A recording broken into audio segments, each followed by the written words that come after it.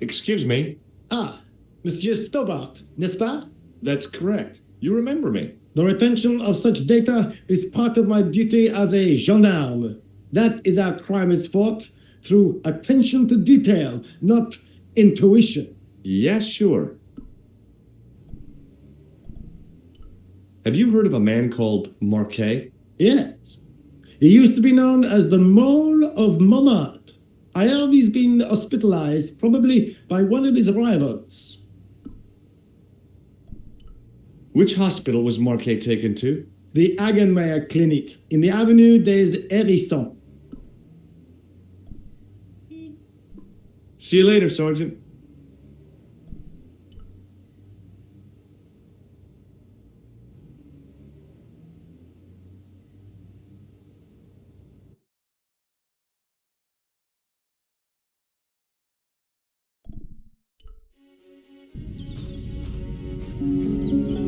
The old building managed to retain some of its original grandeur, but the modern additions look like a baseball cap on a statue of a medieval saint.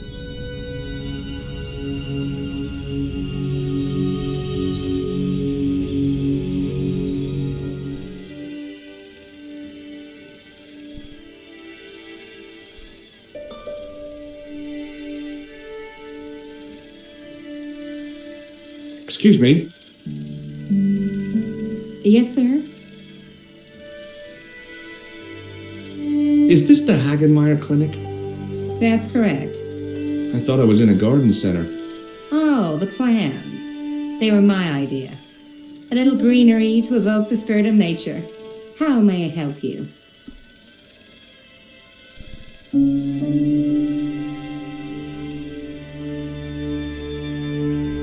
Look at this ID pass. So you're Merlin. Marquet's been asking for you. For me? Yes. He was shouting your name when they brought him in here. Now, let me see. He was on Ward B12, as I recall. Oh, he's being transferred to... Oh dear. He's on Ward J2. That's... Nurse Grendel's ward. What's so bad about Nurse Grendel? She runs that ward like a South American prison. Keeping a well-disciplined ward isn't a crime, is it? Well disciplined. In the discipline and punishment stakes, she'd whip the butt off the Marquis de Sade. Everything, I mean everything, is done to a strict routine.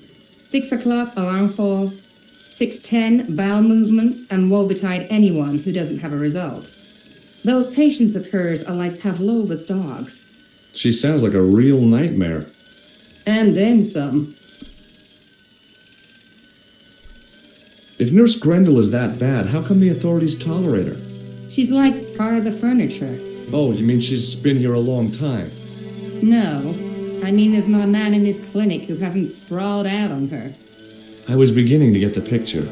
This woman was jealous, with a big green capital J. How do I find Nurse Grendel's ward? Down the corridor on the left, turn right at the senior consultant's washroom. Right again at the executive coffee lounge. Fair left past the administrator's sauna.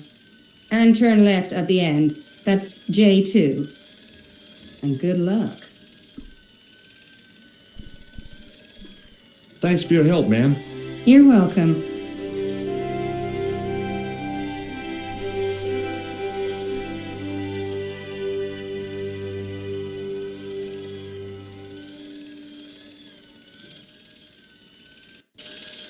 As I turned the corner, I saw the source of the hellish noise which echoed through the corridors.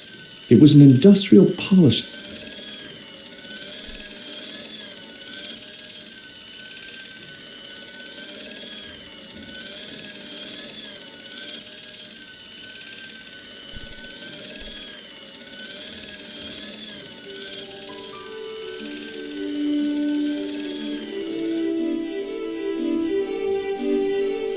As I tugged the plug out of the socket, the polishing machine coughed, spluttered, and died.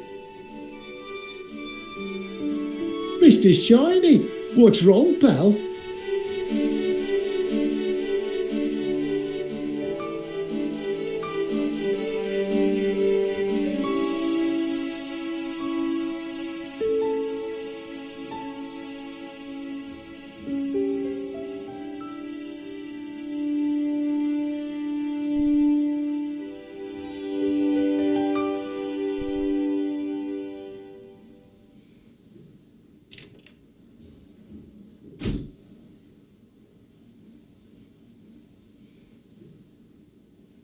Dr. Stobart at your service.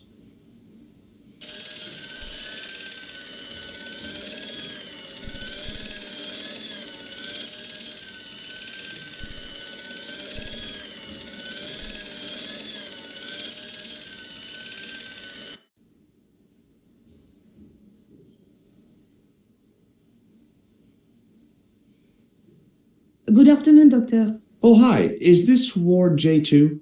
Yes, sir. The patients are ready for your inspection, Doctor. Thank you, nurse. Well, who's first? Monsieur Croquet in bed 2. What's his problem? He's been complaining of loss of consciousness. You'll need this, Doctor. She gave me a long, narrow metal box and a stunning smile. Thanks.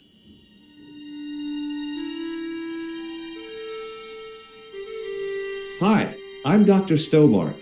Hello, Doctor. The nurse told me you keep losing consciousness. That's right. I've had the problem as long as I can remember. It's a real out-of-body experience. Like death, but not so conclusive. I see. How long does it last? Just a fraction of a second, and then I recover. I might not have been a doctor, but I was formulating a diagnosis all the same. This guy was nuts. I know exactly what you mean. It's known in the medical field as blinking. Is it serious? Of course it isn't serious. It's perfectly natural. But just think, 2 seconds every minute? Why, that's almost half an hour every day. 2 weeks out of every year spent in total darkness. I don't have time to listen to this baloney. Well, goodbye and good luck. Thanks, Doc.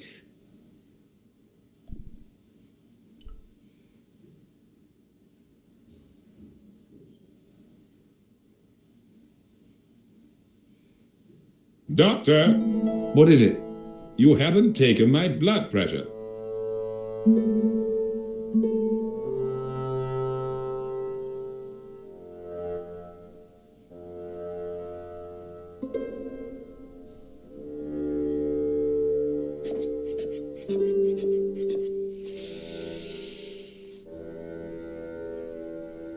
Seems fine to me. You're not doing it right. Of course I am. No, you're not. Dr. Monroe never did it like that. I can't take a satisfactory reading while you're excited like this. I'll come back later.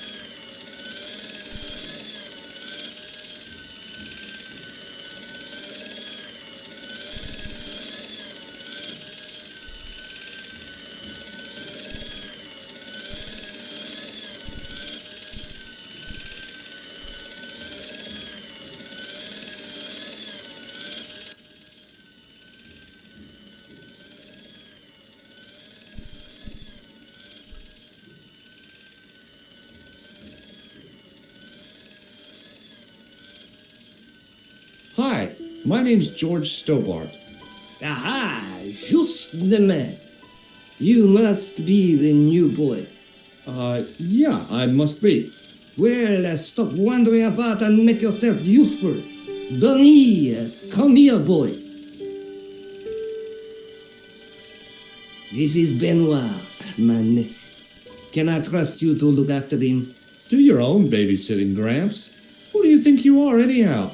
I am Felix Hagenmeyer. And may I say what an honor it is to meet you in person, sir. You are on my medical wall of fame, right up there with Pasteur and Leary. I look on it as a privilege, no, an honor, to look after your nephew, sir. He is fresh out of medical school. It will open his eyes to see a real doctor on the job. I'll bet. Show him around. Let him see some real suffering. So long, Hagenmeyer.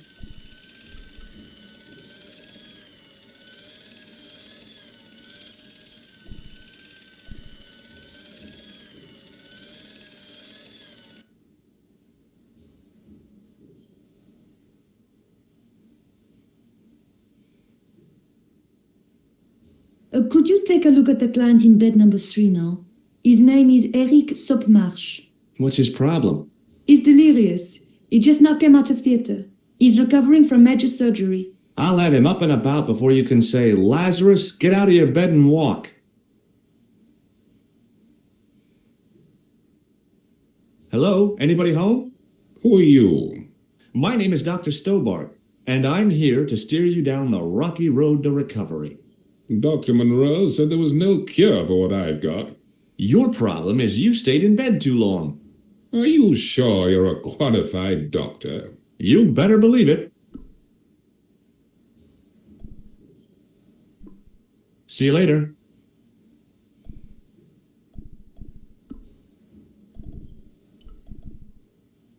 Hey, Benoit.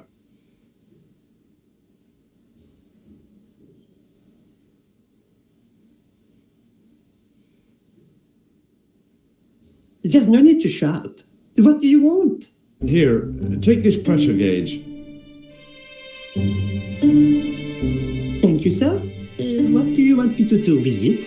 Well, keep it safe until I think of something.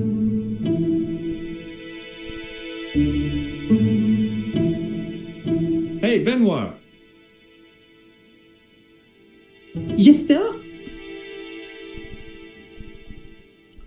Are you ready with that pressure gauge? Primed and ready to pump, sir. What do you want me to do with it? Use it on Eric Sopmarsh. Okay.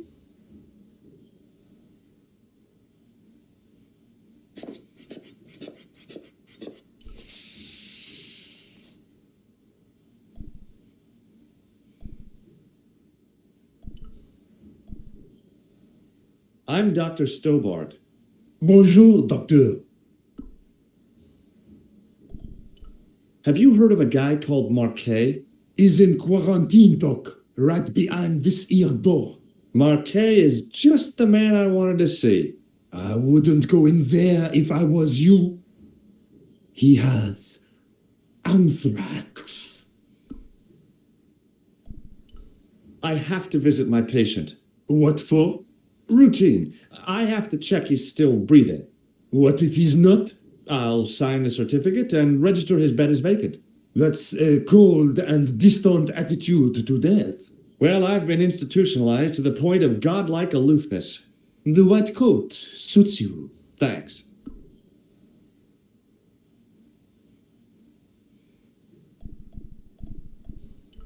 Have you seen any suspicious characters on the ward? Yeah, I have. A gorilla and a weasel? No, this was a tatty old bear. How was the bear acting suspiciously? Well, he was wearing a homburg. Is that against the law? No, but it's pretty weird for a bear. Don't you think it's possible that the bear was a man in disguise? Well, obviously, I'm not completely stupid. But who would go to the bother of disguising himself as a bear? It's not as if he'd blend in with the surroundings. I checked with base to see if any bears had been reported missing from the zoo or a traveling circus. They told me to sit tight until reinforcements arrive. I guess they're right. I'd be stupid to tackle a bear single-handed.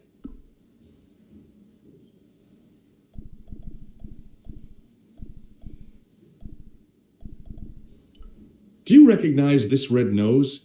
Don't get cute with me. Catch you later, officer. Au revoir, Doc. If you see that bear, kick him in the nuts.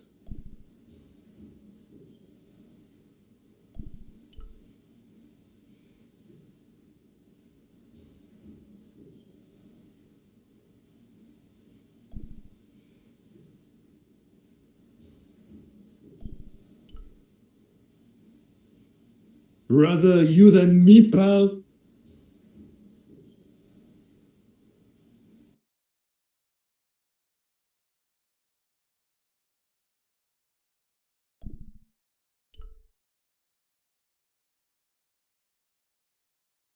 Marquet?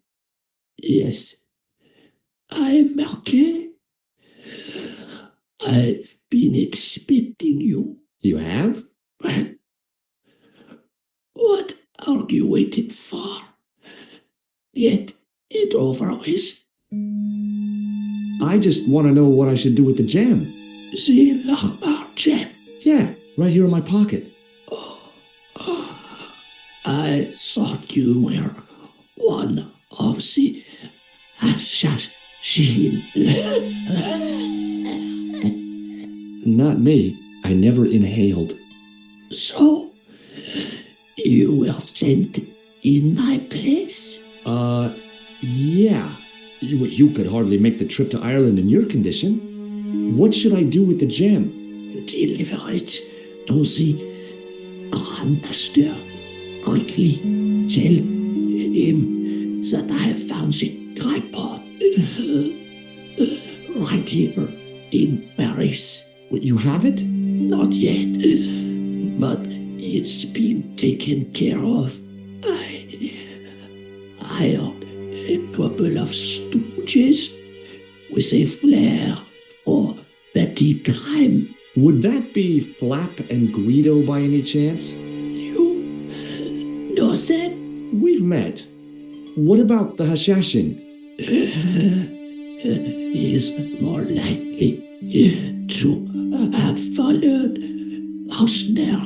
He'll stop at nothing to prevent the reforging of the sword. And that's bad, is it? As for Klausner, he is gone off to Syria on a wild goose chase. They have geese in Syria? He has a theory about the location of That's enough excitement for one day, Monsieur Marquet.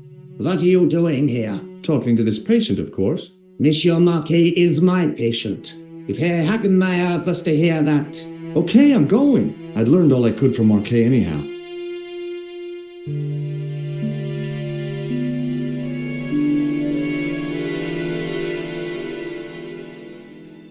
Oh, there you are, sir. I was just coming to look for you. I finished with your pressure gauge. Thanks, Bunny. What's that noise? It sounds as if someone's having a cardiac arrest. It's all right. The doctor's in there with him.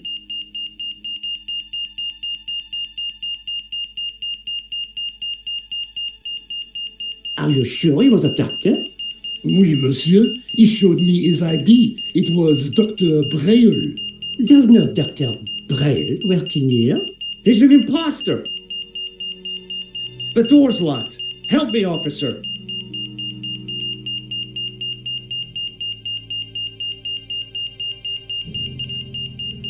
Stand back, monsieur.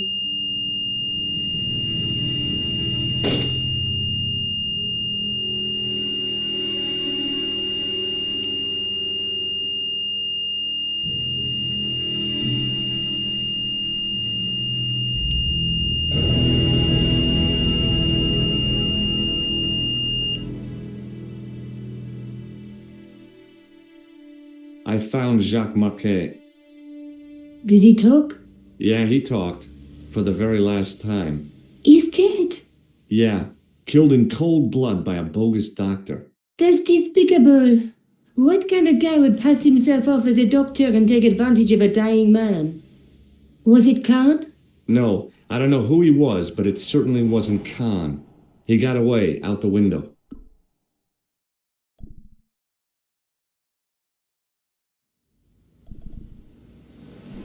I guess I'd better go back and talk to that weirdo. Which one, Russell or Sergeant Lou?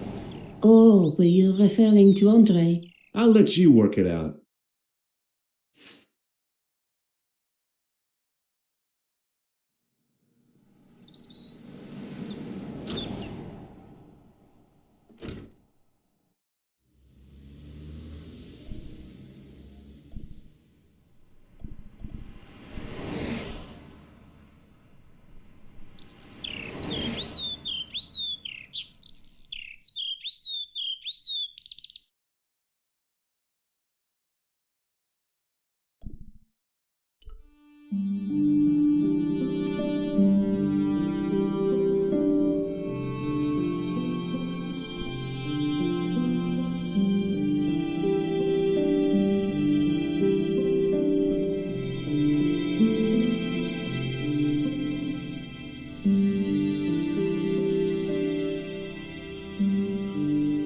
You have left it very late, monsieur. Late for what? Can you see? I am closing the museum soon. You wouldn't like to get locked in. I can tell you. Not in this gallery. Why not? It is haunted, monsieur. You don't believe in ghosts, surely. Oh, yes, I do. 7 years ago, a lad managed to hide in here. He made a bet with his friends, I suppose. When I found him in the morning, he was cold as ice and stiff as a board. Well, what was the cause of death? They said it was a brain tumor. But on his face was a look of stark, desperate terror such as I have never seen before. Scary.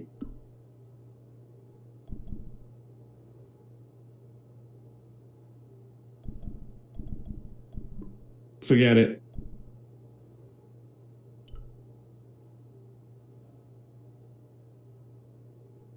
I beg your pardon. Are you Andre Lobineau? That's me. You want my autograph? No, I was told you may be able to help me. Help? My name is George Stobart. I'd like your professional opinion. Well, okay, shoot. Does the name Montfaucon mean anything to you? Sure, it was the most grisly spectacle in Paris until the Revolution. A public toilet? Montfaucon was the place of execution for many thousands. A dark temple of death, with row upon row of arches, each one framing a grim exhibit. Scores of rotting corpses swung on creaking rope, while the crows devoured their flesh. That explains the image of the hanged man. I found a reference to Montfaucon in Ireland, in a village called Lochmarn. Lochmarn? That's where Pegram was digging. That's right. He'd left the excavation before I arrived. Where was the site of Montfaucon? To the northeast, near the Canal Saint-Martin, but there's nothing there now. The old gibbet was torn down during the Revolution.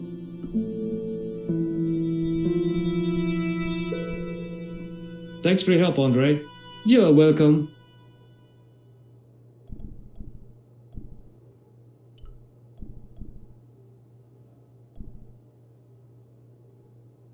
The rod turned smoothly, and the window above me opened.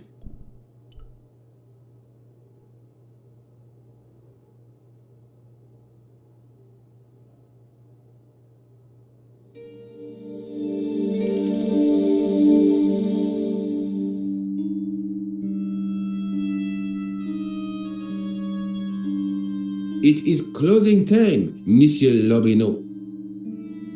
Already, there just aren't enough hours in the day. More than enough for me. I can't wait to get home and put my feet up. Eh bien, see you tomorrow. Good night, Monsieur.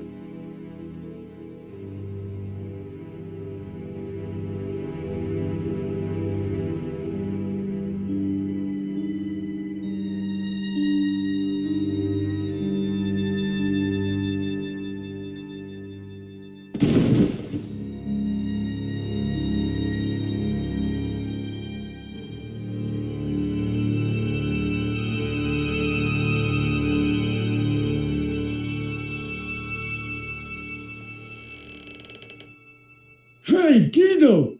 Look at this! Quit fooling around, you moron! Get your ass over here and bring that flashlight.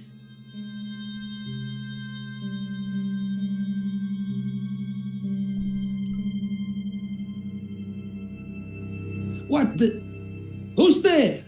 Let's get out of here!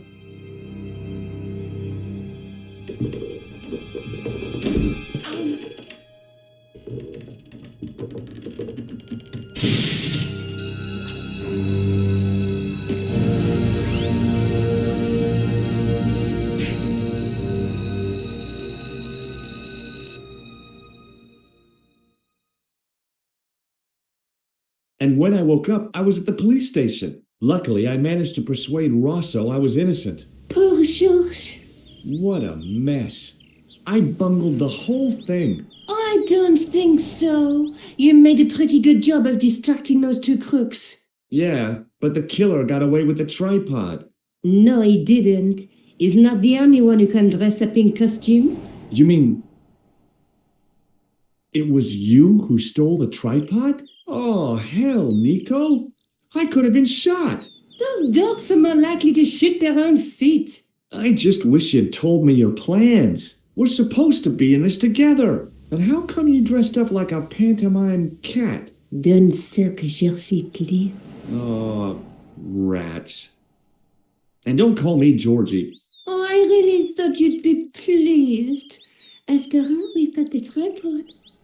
Aren't you going to try putting the gem on the tripod? I guess so.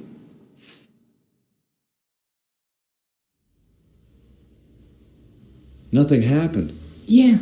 The gem fits perfectly, but what does that prove?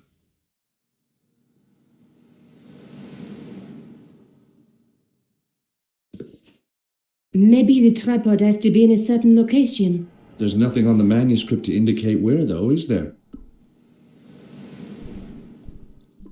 I have to go. Already? You only just arrived. Time and tide wait for no man. Okay, I'll see you later.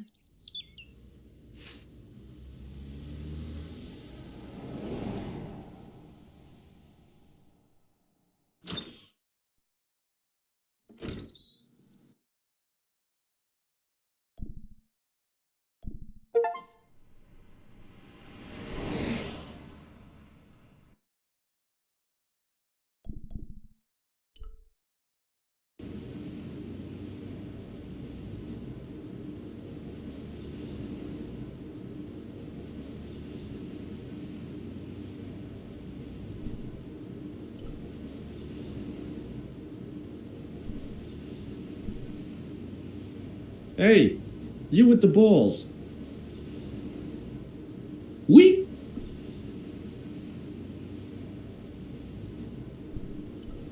How did you learn to be a juggler? Juggler? What is this juggler? It's you. You juggle, that makes you a juggler. Oh, I am a jongleur. A jongler? What's that? Oh, Joe. A jongleur is an artist, a master of the contragravity aerobatic mysteries. In centuries past, the courts of the crowned of Europe had the jongleurs, witty, erudite men to whom the monarchs turned in their hours of need. Wait a minute. Let me get this straight. Our enemies are at the borders, plague ravages the land, and the peasants are revolting. Thank God we've got Chuckles the Jongler to throw his balls around. I don't think so. That juggling doesn't look so difficult. Oh, it does not, does it not? Perhaps you feel you could do better, no? I'll give it a try. Be my guest. I had no idea what I was doing. But this guy was obviously an idiot, so how difficult could it be? A lot more difficult than I thought. That's how difficult. Still, it was my big chance to be derided by complete strangers.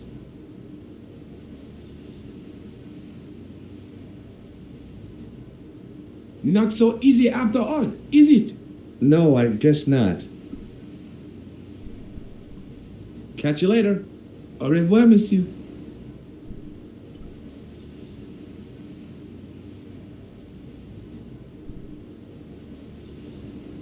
Excuse me, officer. And how may I help you? Does this red nose mean anything to you? Ah, you are a clown. Do I look like a clown? No, although you juggle like one. Now, if I'd known you were a clown, it would have been amusing. And not a humiliation for you. What do you mean? Who ever heard of a plainclothes clown? He had a point. So you're saying that if I juggle badly with a red nose, I'd be the king of comedy. But if I juggle badly without it, You look like a pathetic loon. Oui, monsieur, you had it. shouldn't you be off directing traffic or something? You have seen the Parisian traffic, no? Yeah, so? I could direct the traffic. The most dangerous, the east side of Rome. Or I can sit here and enjoy the sun, the architecture, and the so-so Sauvignon. Which would you choose? Yeah, but I'm not a policeman. What happened to duty? An excellent question, monsieur. I'll see you around. Oui, monsieur. I'll be there.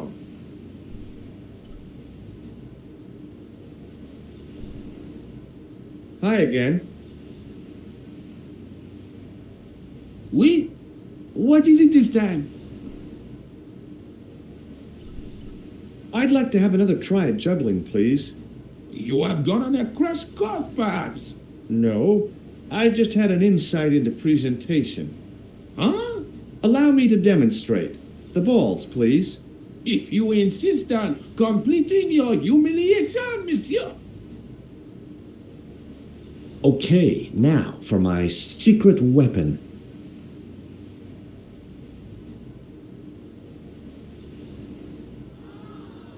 The juggler was speechless with rage. You could have mistaken him for a mime. And without a word, he collected his balls and left in a fury. Hey, you forgot one of your balls. Hey! But he didn't hear. Better still, deprived of his entertainment, the gendarme decided maybe he ought to do some policing for a change.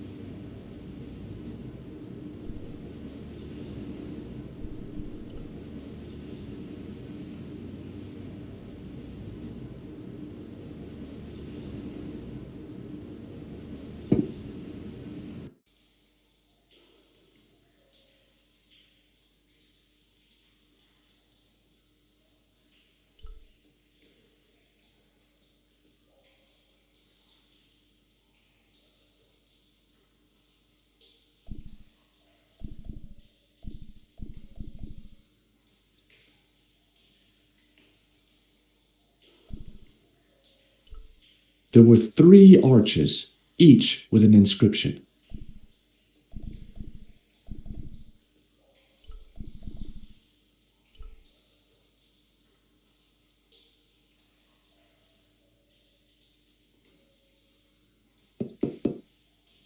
That sounded pretty solid.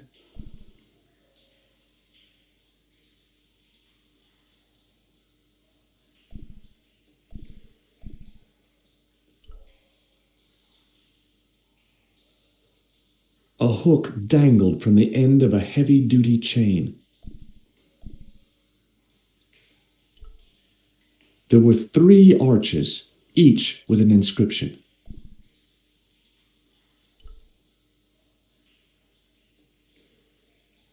Close up, I could see a faded inscription. My medieval French isn't much, but the few words I understood seemed to say, "This is where the gallows used to stand." Maybe.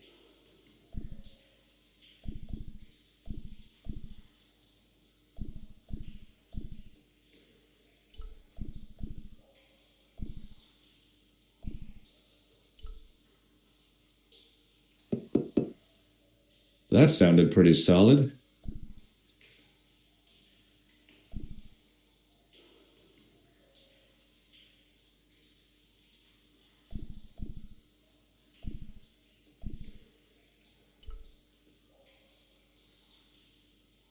The inscription was hard to read, but I made out Templier and something about innocence.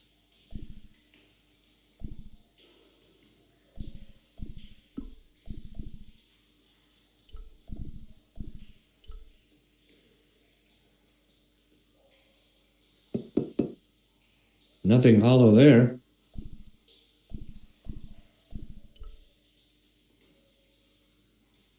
The inscription was undecipherable. The plaster had cracked and was falling away. I wondered why.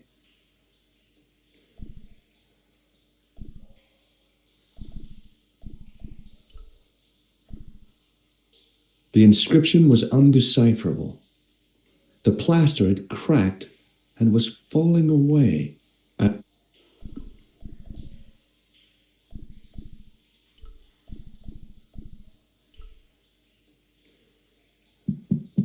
Hey, that's hollow. It was time for some brutal destruction.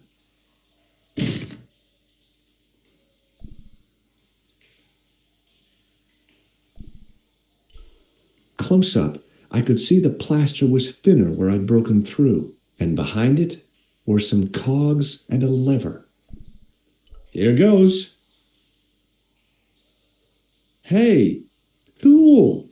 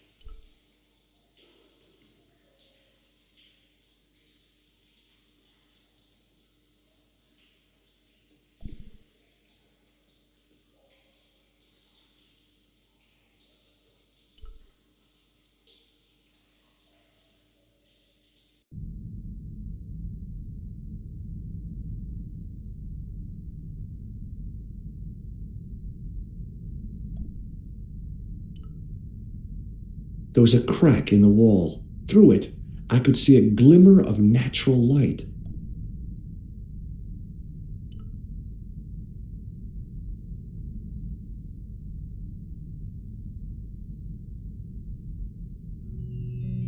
In the beginning was the end. An end wrought by our enemies began our darkness. In the end will be a beginning. An end to our enemies heralds our new day. Report. The military establishments are in flux.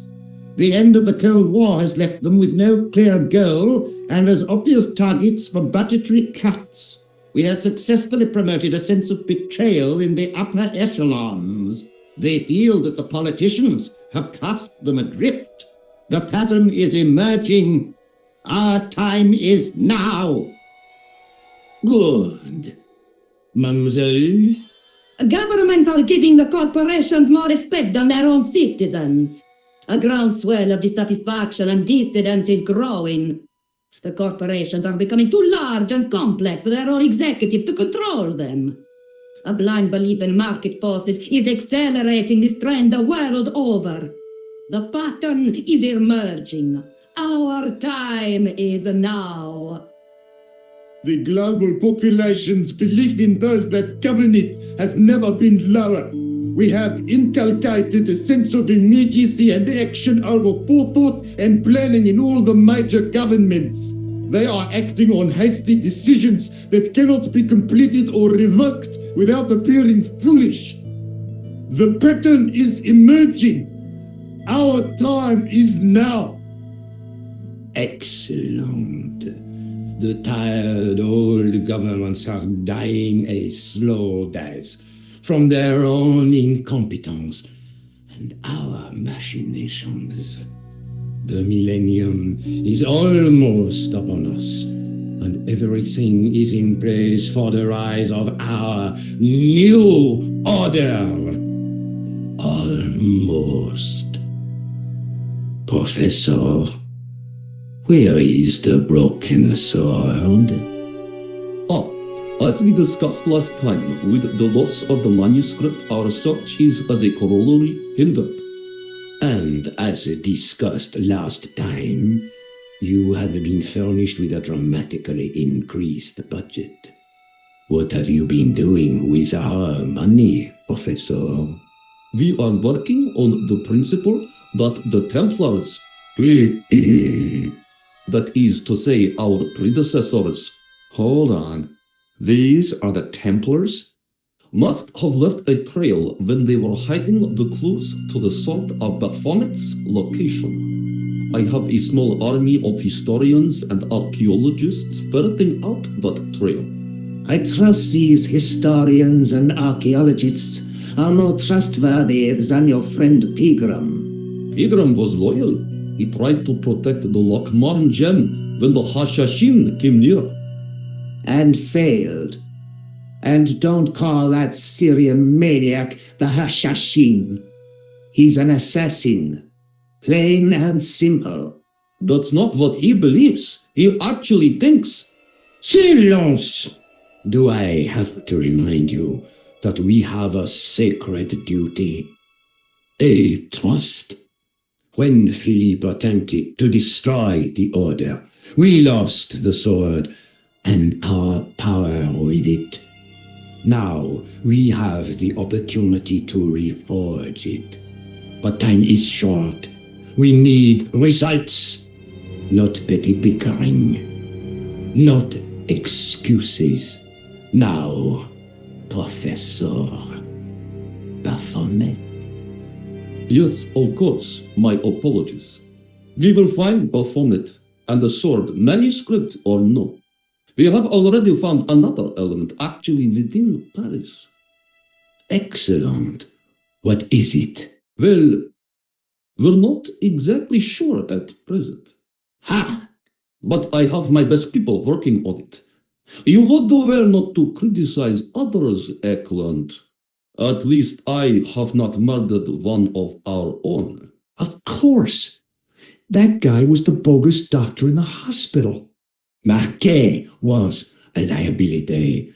Eklund dealt with him on my orders. I beg your pardon, Grandmaster. I did not mean to. Have you any good news for us, Professor?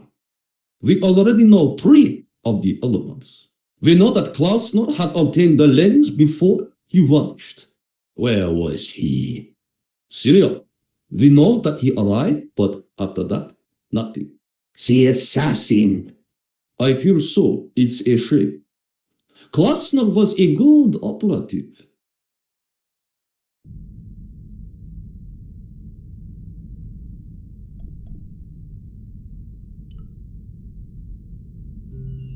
This will be our last meeting in person until we locate the sword of Baphomet. I hope that I don't need to emphasize the importance of finding it. Without it, our endeavors come to nothing. With the sword reforged, we will have the power to sweep the stage of all opposition. The new millennium will belong to us. The next time that we meet, it will be to become the princes of this world.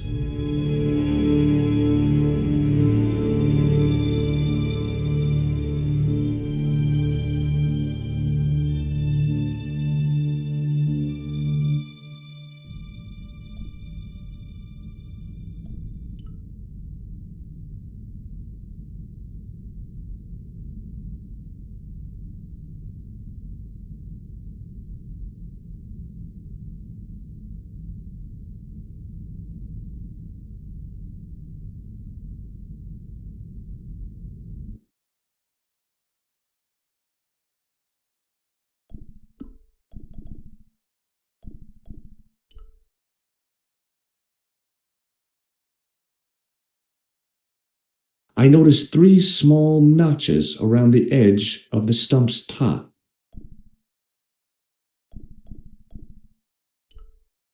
I noticed 3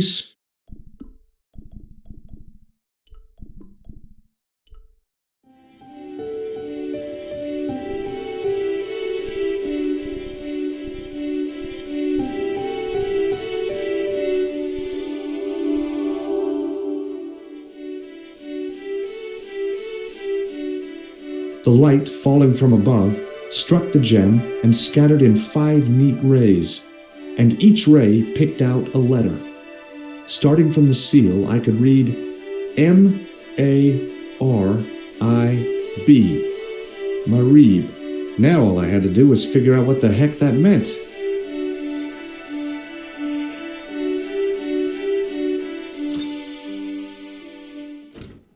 Nico, I've seen them. Who? The Templars. I spied on their meeting in the catacombs. And you saw the Knights Templar? I saw a bunch of guys masquerading as Templars.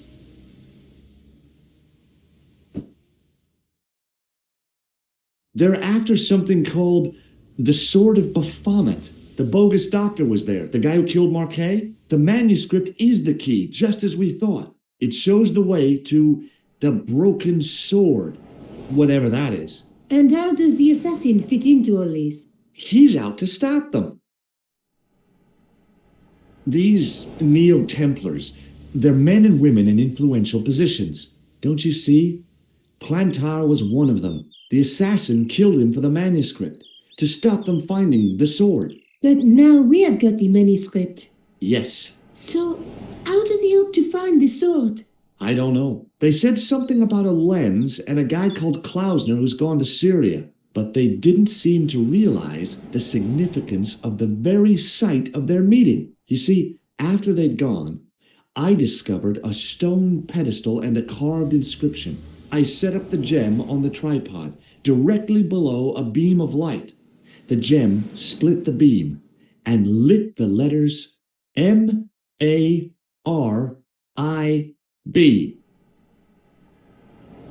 Marib is a village in Syria. Then the Neo-Templars are ahead of us. Klausner beat me to it. You're not thinking of going there yourself, are you? Why not? These guys are crazy and dangerous. That reminds me, you should leave the gem here. Okay, what about the tripod? I'll send it back to Andre, anonymously.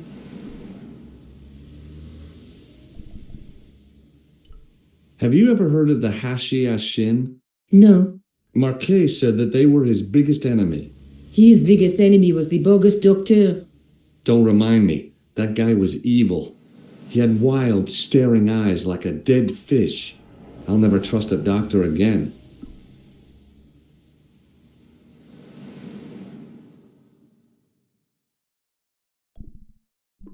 Do you think I should go to Marib? Syria is a long way, George.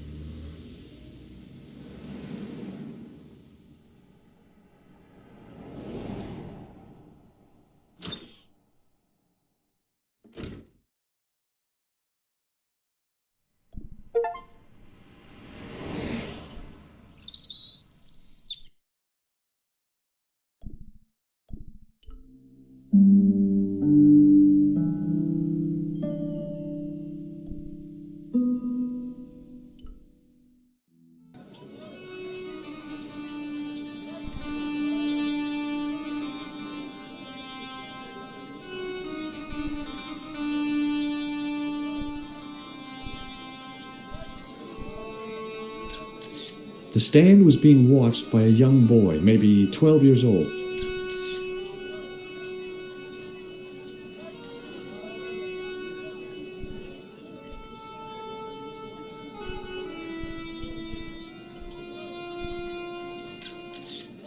Hello.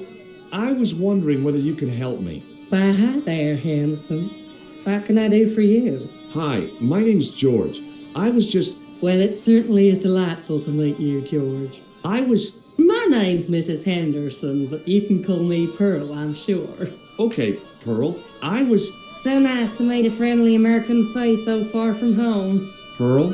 Yes, dear? I was just wondering if you could help me. Why, sure, Precious. Nothing. It's okay.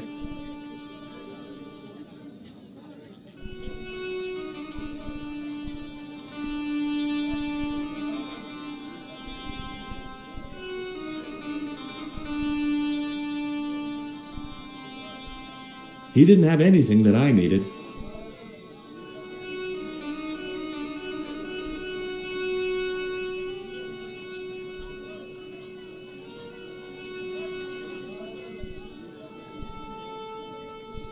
The stallholder's face wasn't a great ad for running a kebab stand.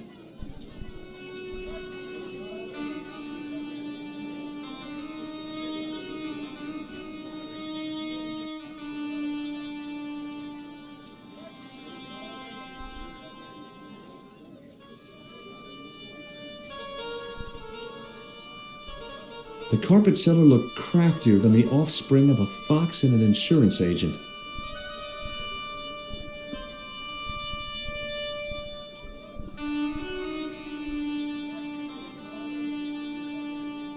Hi. Hello there. Lovely carpet. Did this matchbook mean anything to you? Ah. Give to me. Give to me. A la mouche.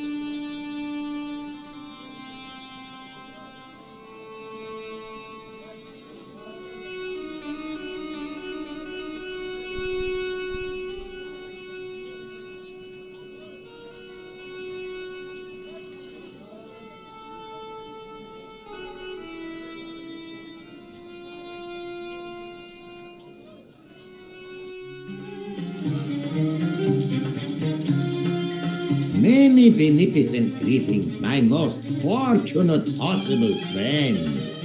Huh? Do I know you, mister? No, no, and again I say, no. But, my friend, do you not see our mutual good fortune in this meeting? How frank do you want me to be? You are a traveler, yes? Boy, you must be the world's greatest detective.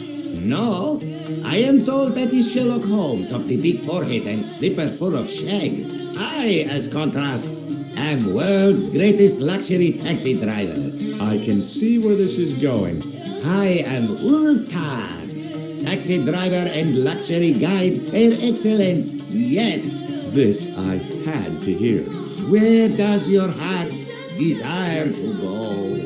Simply mention the name to your obedient servant, and we shall fly there, swift as the eagle. Oh, well, I don't really want to leave Marid yet, but I'm sure that if I do, you'll be the first to know. If good, you know where you want to go, you come to Ultar. Thanks. See you around, Oltar. Be having a pleasant day, full of shining experiences and happiness, my friend.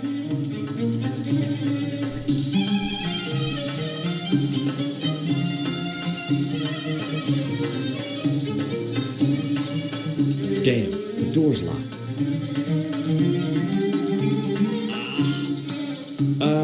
I'm sorry? Did you say something? He say you not to go in toilet. Read sign, matey. Matey? It lose something in translation.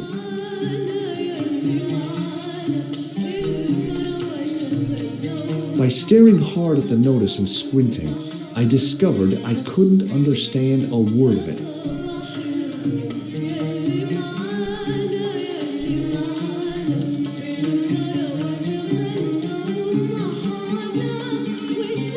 Hello again, Ultar. Great hellos, munificent foreigner, and possible future client. Well, you never know. Would you mind talking to me? It's most agreeable. This is how Ultar learned such splendid English, yes? Yes. Could you tell me what that sign means? It's a door stay shut until brush come back. Signed, the management. Oh, what does that mean? Manager buy lovely new toilet brush, leaves it by wash basin for 10 minutes, come back, it been stolen. Not even out of wrapper. He damn cross. Lock up toilet and say, nobody use fine pristine toilet until brush given back. We say, what we do till then, eh? He say, cross legs and use superior willpower. And that's what you've been doing? No, Ultar used bucket. Have you seen this man before? Oh, most certainly. Was here only yesterday. Here? Yesterday? My God, he's close. Yes, he was asking a lot of questions, just like you. What did he ask about? He asked about American called Stoby. Stobart? Yes, Stobart. You know him. The killer knew my name. What else did he ask about? He asked about German man called Klobner. I tried to remember the name of the man the conspiracy had lost in Syria. Was his name Klausner? Sure, that is what Ultar said. Klausner. I told this man in the picture. Klausner wanted to go up to Bull's Head. Hold on, he wanted to go where? Bull's Head. Big hill, 10 miles out of town. Maybe 60. When was that? Oh, maybe a week ago.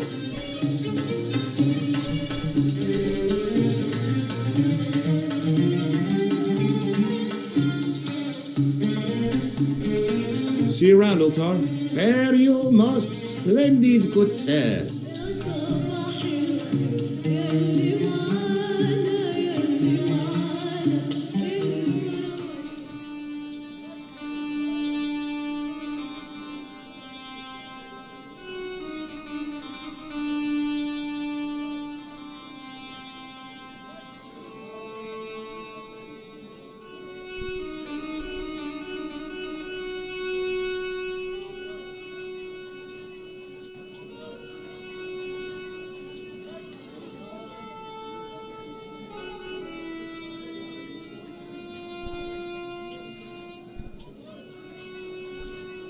Suddenly, I realized the horrific truth.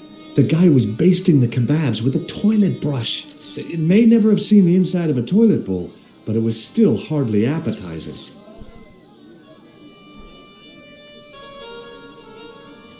Hi, what's your name, sir?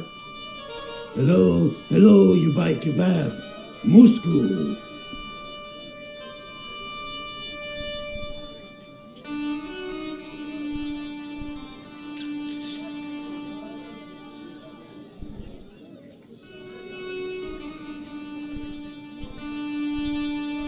What do you make of this?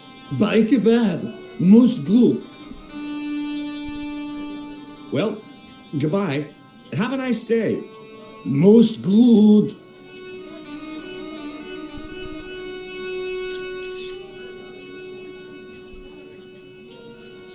Close up, I could see flies love kebabs. The stand had kebabs dangling from the canopy. As a marketing device, it lacked something. Close up, I could see flies love kebabs.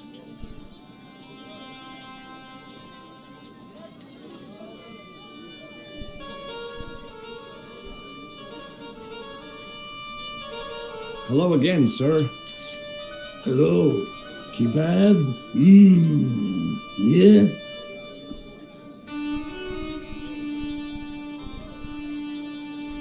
What do you think of this? Buy kebab? Come to thee?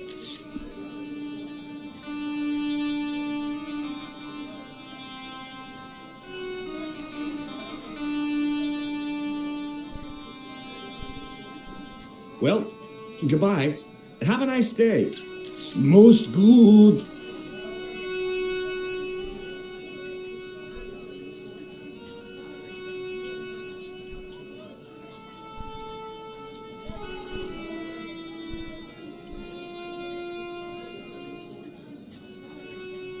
Hey there, young fella. Speak you the English? Speak you the Anglais? Parlez-vous anglais? Yes, si, and indeed oui, and rather better than you by the sound of it. My name is Nijo. Welcome to my grand emporium of quality merchandise.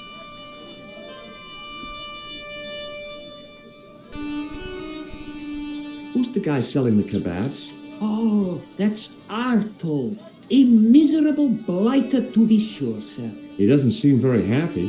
He never is. Day in, day out, a face like a wet Wednesday. Whatever one of those is. Does he speak any English? Not cogently, no. Look, this is going to sound a bit strange, but I need Arto's brush.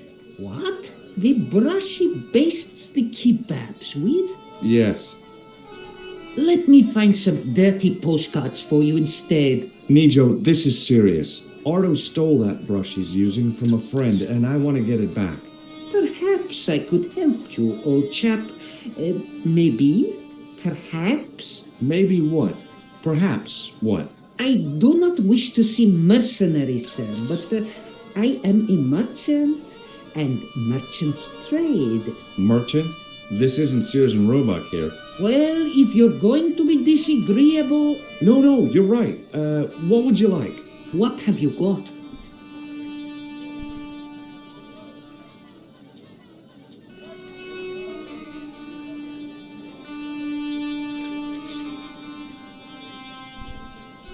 What do you think of this, eh? Oh, sir, what a splendid plaything. One day, when I am rich, I am going to build a world-renowned collection of brightly colored balls. Are you serious? In deadly earnest, people will come from far and wide to see my Yes? collection. The Rockefellers and the Gettys can keep their hoards of so-called fine art.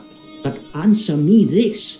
What good is a Picasso, I ask you, if you cannot bounce it off a wall? You may have a point. Sir, for such a marvelous thing, I would gladly help you. I thought merchants were supposed to be wily and never reveal what they really want. What I say to mercantile greed, I have the soul of the estate, and I desire that red bouncy thing beyond reason. Do you understand? Not really. If I give you the... I've already told you. I'll help you if you give me the ball. What's it to be? All right, here you go. People say bad things about Americans, but you're okay in my book. What people? What bad things? Never mind that now. Remember the brush? Right, yes, the brush. All you have to do with Arto is be polite. It lightens his day, makes it all worthwhile for him again. How can I be polite to the guy when I can't speak a word of Syrian? Arabic. That's what I meant. Simply memorize this phrase. Il ach il kal. Il akal. Close enough. Now, go over to Arto and deliver those honeyed words even unto his delicate ear. He won't be able to do enough for you. Really? Really. So long, Nijo. Toodle pip, sir.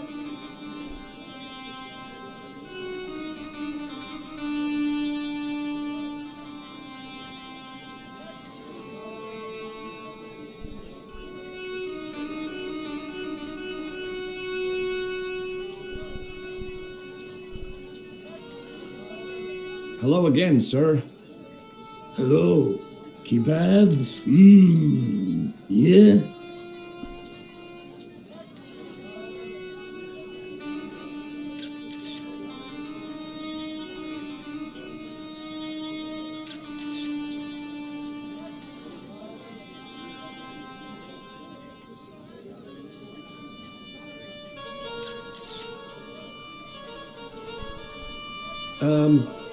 Il akul kalb? Filthy. Bad.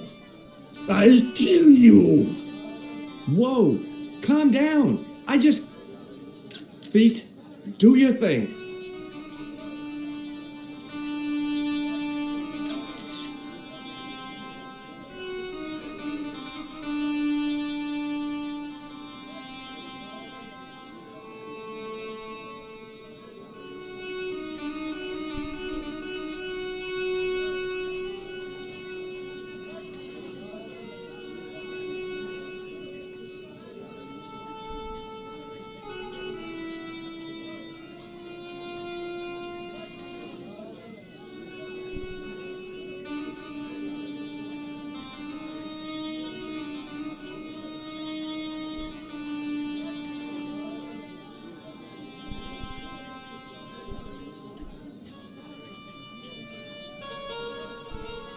Hi, Nijo.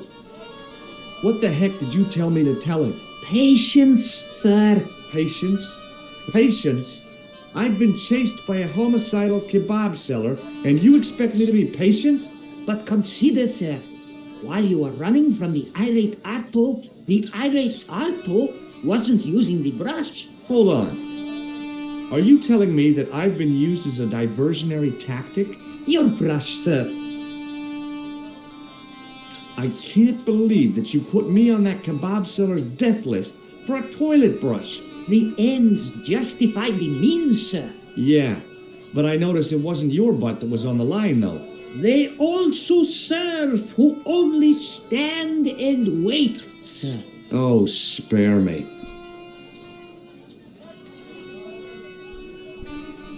Oh, it's okay. Nothing.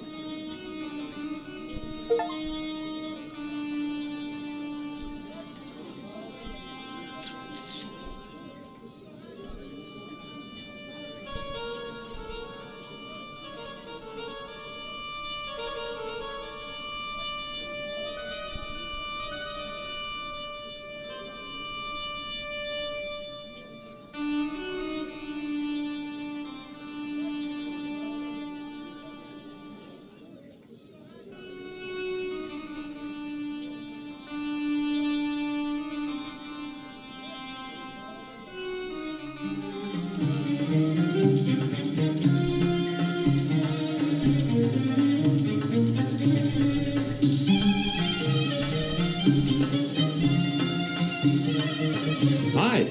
Nice club you've got here. I was wondering if you could help me. What? I mean, I beg your pardon? I'm sorry, but I don't understand. No surprise there, alrighty. He says sorry, but he not speak English. But he didn't say anything. He not have tongue. No tongue? What happened? It was bet. And he lost. He won. You should see other chappie. Oh, yes. Here's your brush, sir. It wasn't easy getting it back.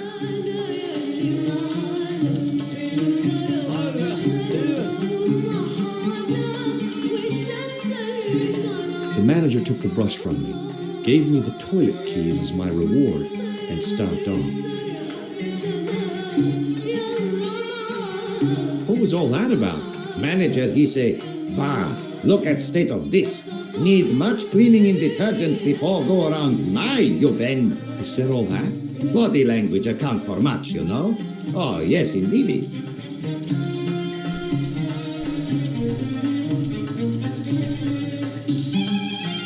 I knew the door was locked.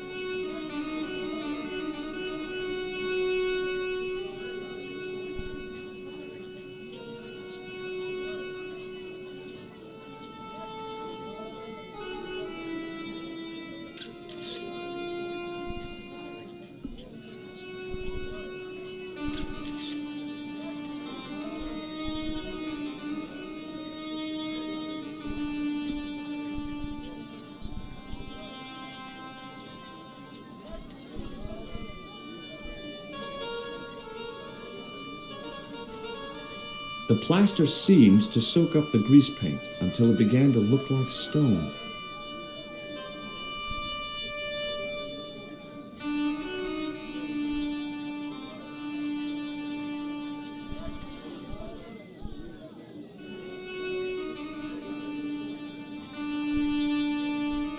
Hi, I was wondering whether you could help me.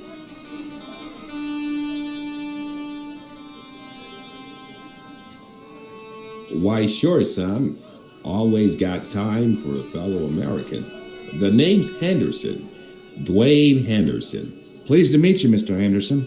Hell, boy, I'm not in the office. Call me Dwayne. Oh, okay. Dwayne? My name's George Stobart.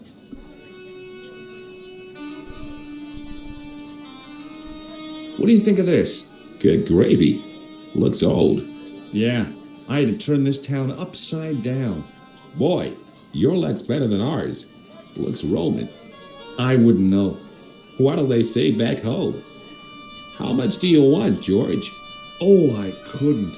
It's the find of a lifetime. I mean, $50. Take it or leave it. I'll take it. Here you go. And here you go.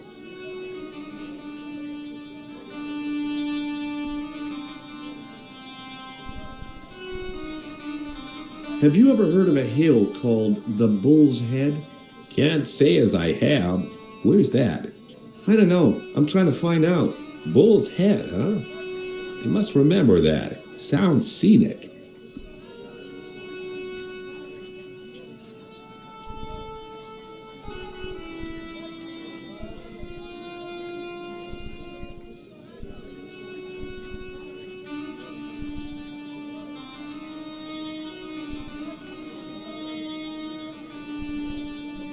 Okay, well, I'll see you around, Dwayne. Count on it, George.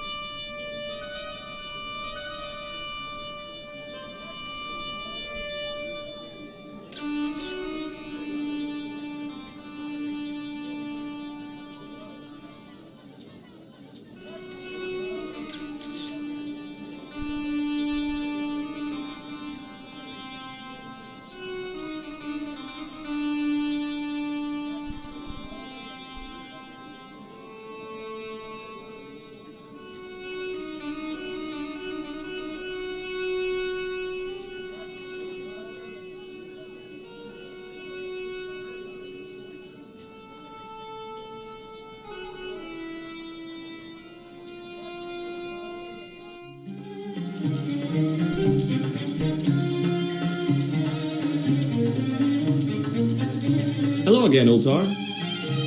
Praise be to Allah. I am blessed with your bountiful presence once more. What can you tell me about this Bull's Head Hill? It's most magnificent, lovely views. Worth visiting, yes, by indeedity. How do I get there? No. Let me guess. You need fine luxury guide to take you there in air-conditioned taxi. Woe is me. Where can I find such a guy?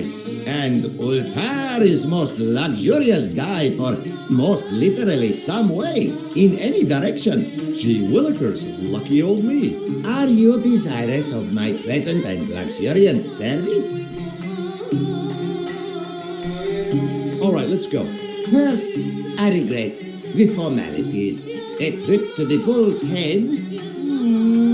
$50 Yankee dollars, please. $50? It's a lot of money. Oh, what the hell. Here you go. Most excellent. Oh, dude. Mister, we make with haste. Ah, okay. I'll be along in a minute.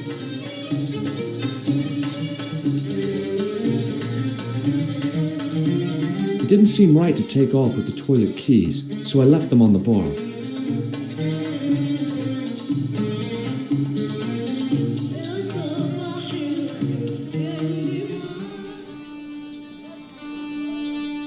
Hello again, Ultar.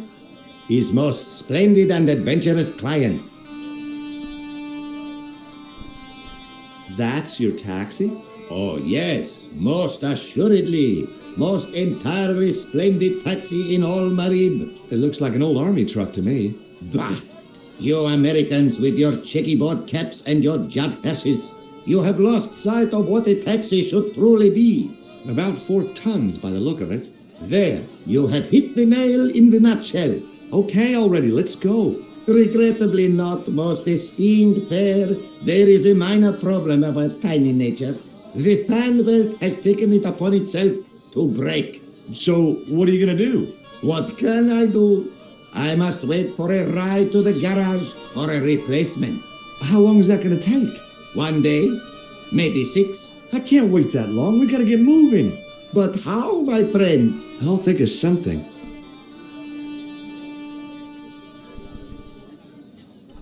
Is this any use to you? My friend, the very thing, yes.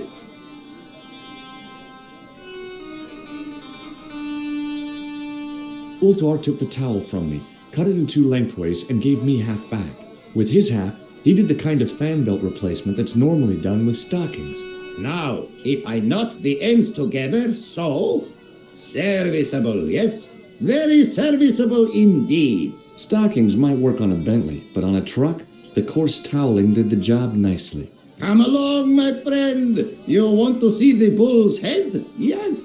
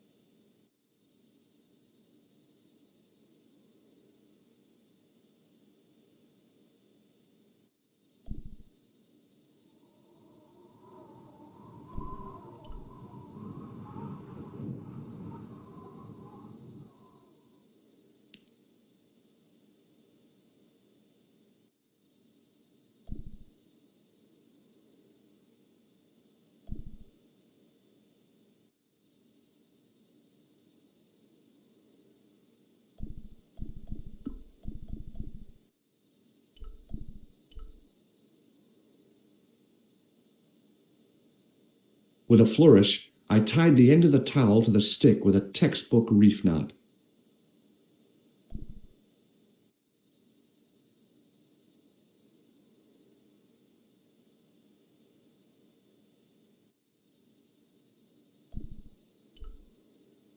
Centuries of hot days and cold nights had opened a crack in the cliff edge, deep into the living rock.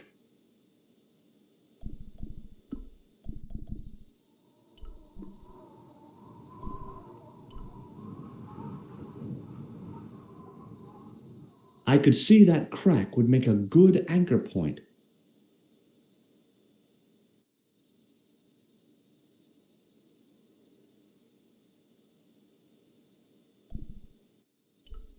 Well, that looked really safe. But I had no choice. I hadn't anticipated going mountaineering when I'd come to Syria.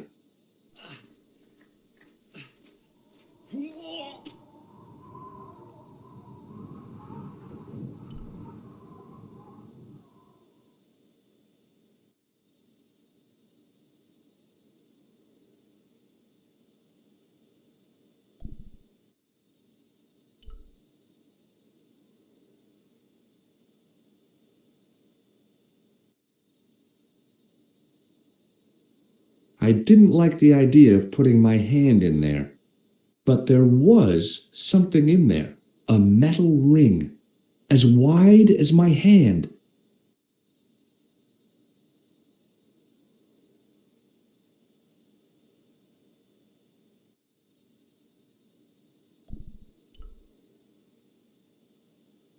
I took a firm hold of the ring and pulled. Whoa there!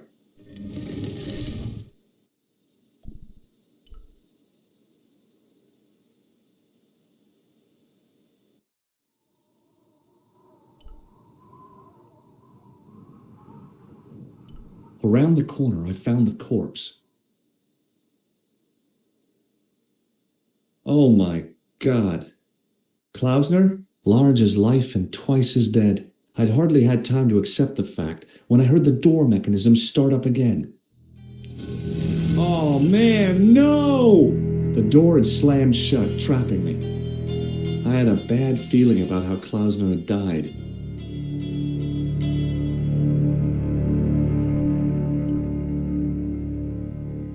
Okay, all right. Hey, what's this? I'd found some kind of lens, a very old lens made from a very hard glass. That settled it. The knight on the manuscript had been holding a lens the whole time, not a crystal ball.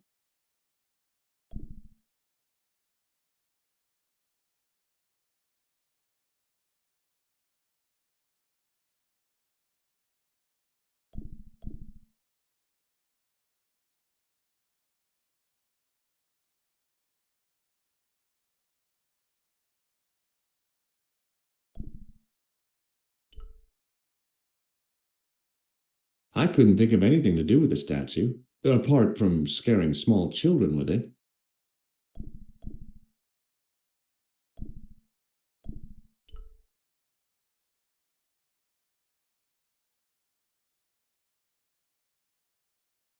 I couldn't take the inscription with me, and I didn't have a notebook or a camera to record it. All I could do was stare at it and try to memorize it.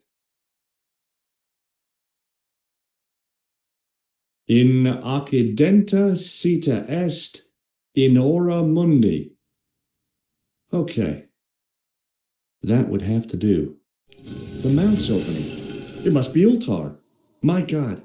If he comes in, we'll both be trapped. Ultar! Don't come in! It's a trap! Stay where you are!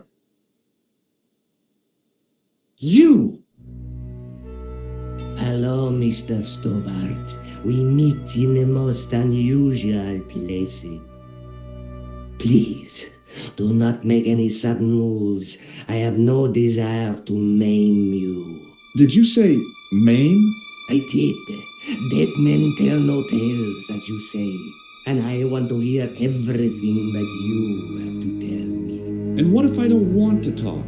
Then I shall, most regrettably, have to kill you.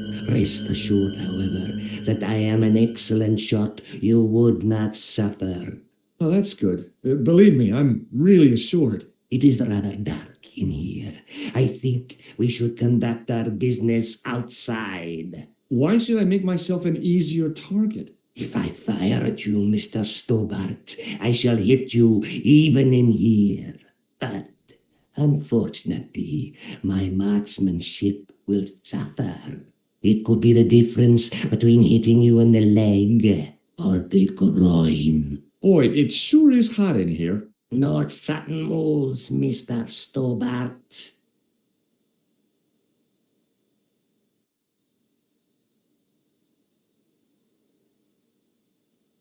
Now then, where shall we start? How about being bosom buddies and you putting that gun away? Klausner, do you know where he is? Yep, he's dead. Just around the corner of the cave. You want to look? I'll take your word for it. How did he die? Starvation or dehydration by the look of it. He was caught in this trap you were shouting about? Yes, I suspected as much. The Templars were not ones to give away their secrets lightly. Was he carrying anything of importance?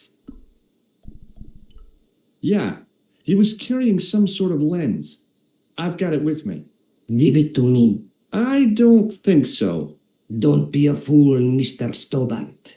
If I give it to you, what's to stop you killing me? What is to stop me killing you anyway? You might hit the lens. Not if I shoot you in the head. When I fall, the lens might get broken. Yes.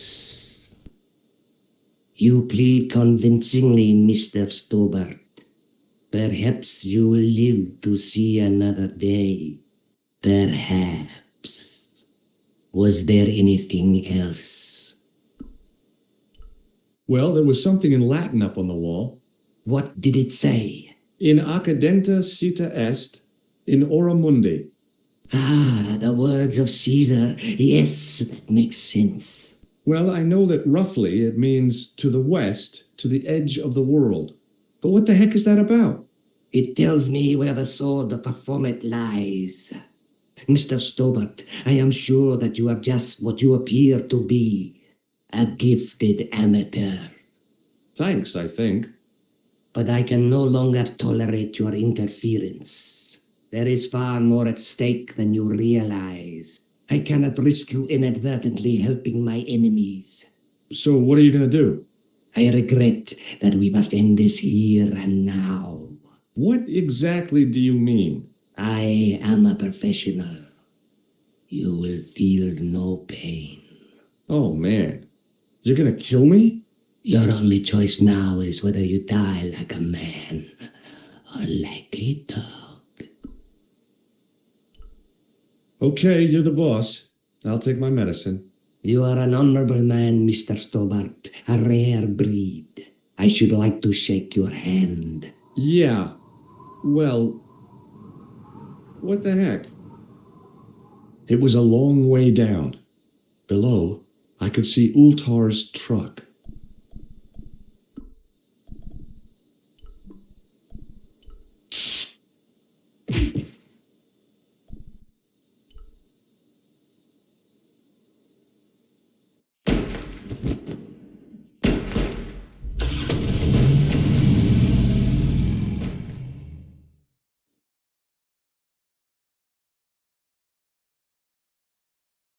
Luckily, the canopy on Ultar's truck broke my fall. Thank goodness for that. The worst part of the experience was Ultar's driving. What about the lens? Is it still in one piece? Oh, yeah. Well, it's good to see you again, George. Really? Well, I have to say, I'd have enjoyed Syria a lot more if you'd been there. I wouldn't have been much. Anyway, you did just fine on your own. I'll be back as soon as I can. Okay.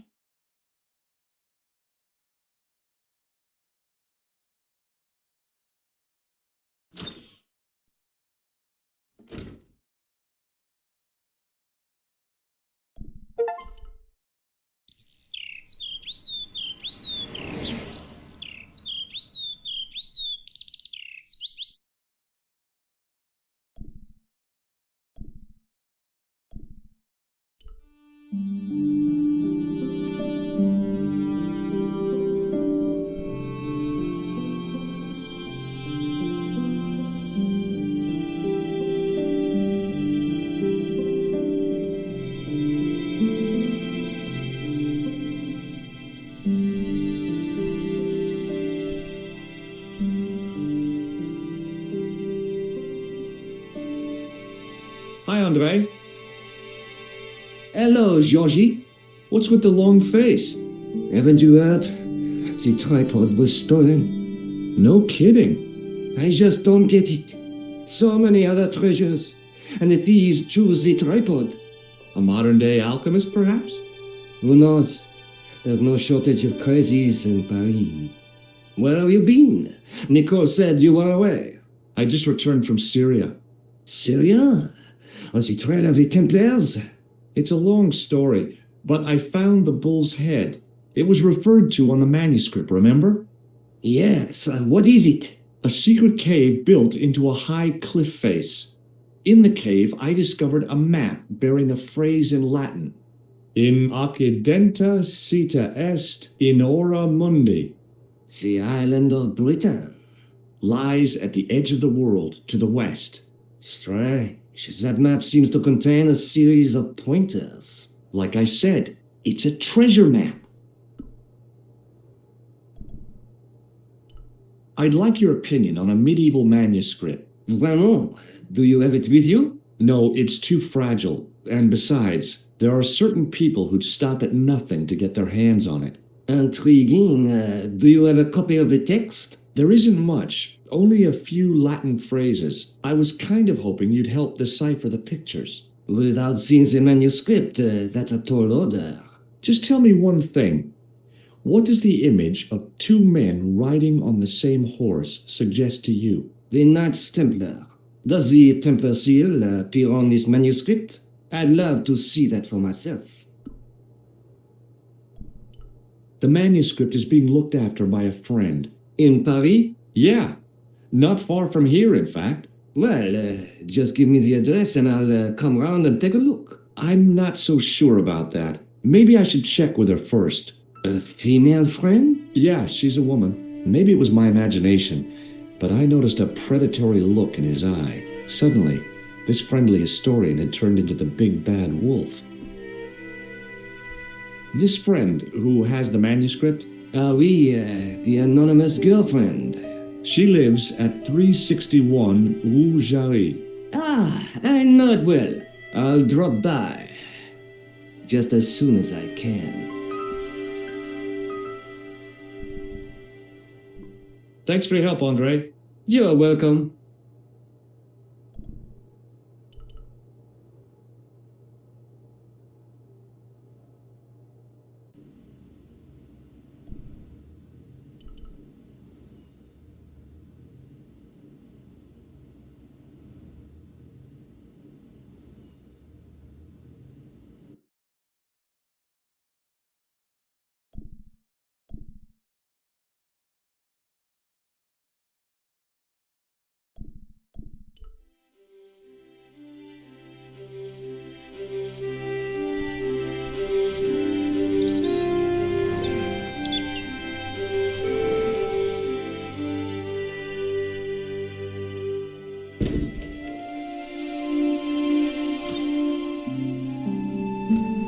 Hey, Nico. Oh, hi. Come in. Oh, by the way, I had a visit from Andre Lobineau. Oh, yeah. I hope you didn't mind me giving him your address. Not at all. It was lovely to see him again. He was over the moon when I showed him the manuscript. It's not often he gets that excited. He made a sketch of the Knight's Christ to take back to the museum. I believe he's identified the family who bears that crest. I sure hope so.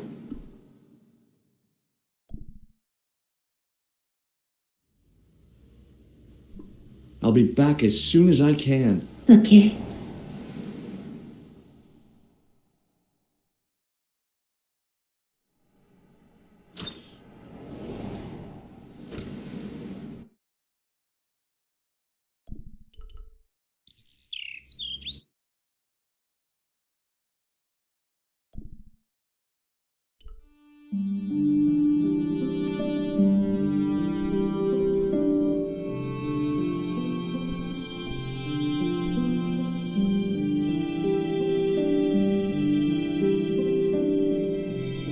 Hi, Andre. Hello, Georgie. Hey, I visited Nicole's apartment. Yeah, she told me you came by. Ooh, quite a fine Georgie boy. I didn't expect anything quite so sexy. I hope you're referring to the manuscript. Well, oui, of course. What did you make of the manuscript? It dates from the time of the Crusades. We guessed that from the Templar seal. It's a story and pictures like a modern-day comic book. What story does the manuscript tell? I don't know. It was probably produced for the tourist market. Tourists? Oh, oui, pilgrims in their thousands on their way to Jerusalem. The tourist trade is nothing new, you know. It's been around for centuries. ever since Joshua made a packet selling souvenir bricks from the walls of Jericho. Have you deciphered any of the images on the manuscript? There's very little I can be sure about. The slang of the bull could be a reference to Mithras. Who's he? A Persian god, almost as popular as Christ at one time. The only thing I can be sure of is the knight. He's Spanish. How can you tell that? The writing on the shield, the reference to Ave Maria. No self-respecting knight from Northern Europe would have borne a coat of arms like that. Can you identify the knight's coat of arms? I already did, Georgie. He's a member of the De Vasconcelos family from the Costa Calida. Were they famous? No, they're not mentioned after the 15th century. Oh. The spotlight of history moved on. They're probably long dead. Can you tell me anything about the Knights Templar? I sure can, Georgie. Soldiers, diplomats, mercenaries, monks, bankers, you name it, the Templars fit the bill. The greatest fighting force in Christendom, the militia of Christ. Jeez. Thanks for your help, Andre. You're welcome.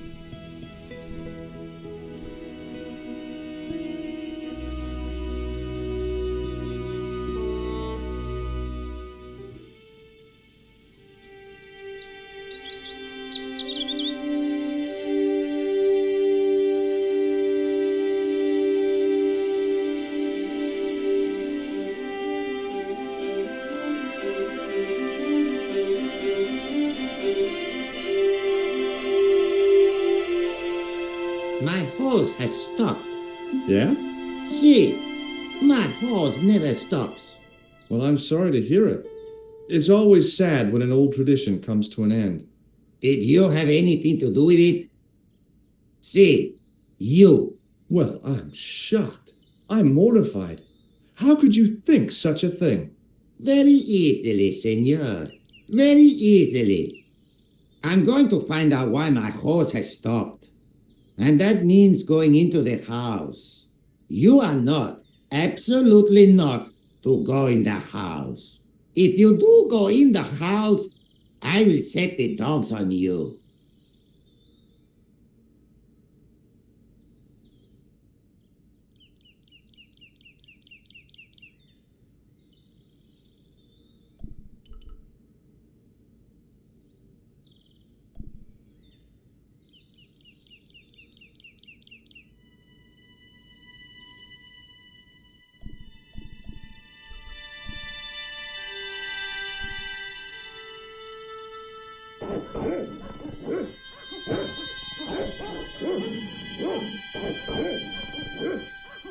I hid behind the armor and waited for developments.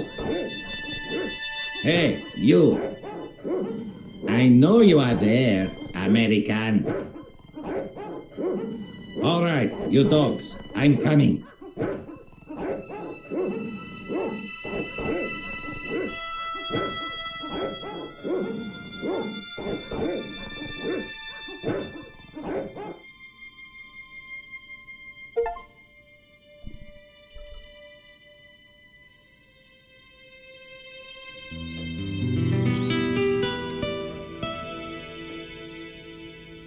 Madre Dios, who are you? My name's George Stobart.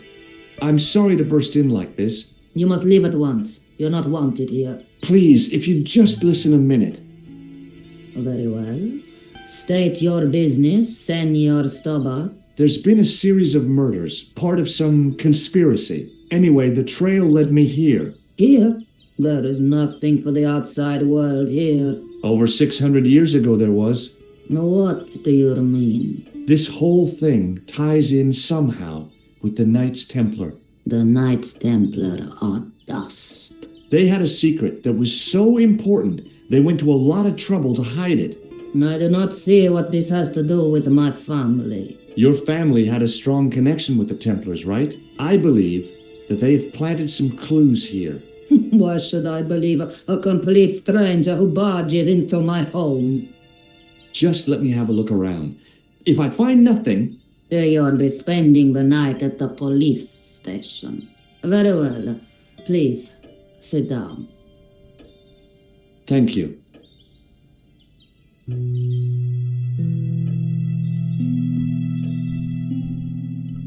I know your family is involved with the Templars, but I don't know how. You should be asking how my family were involved, Senor Stobart. The Templars ceased to exist centuries ago, and as for the De Vasconcelos, the line dies with me. I'm sorry. Don't be.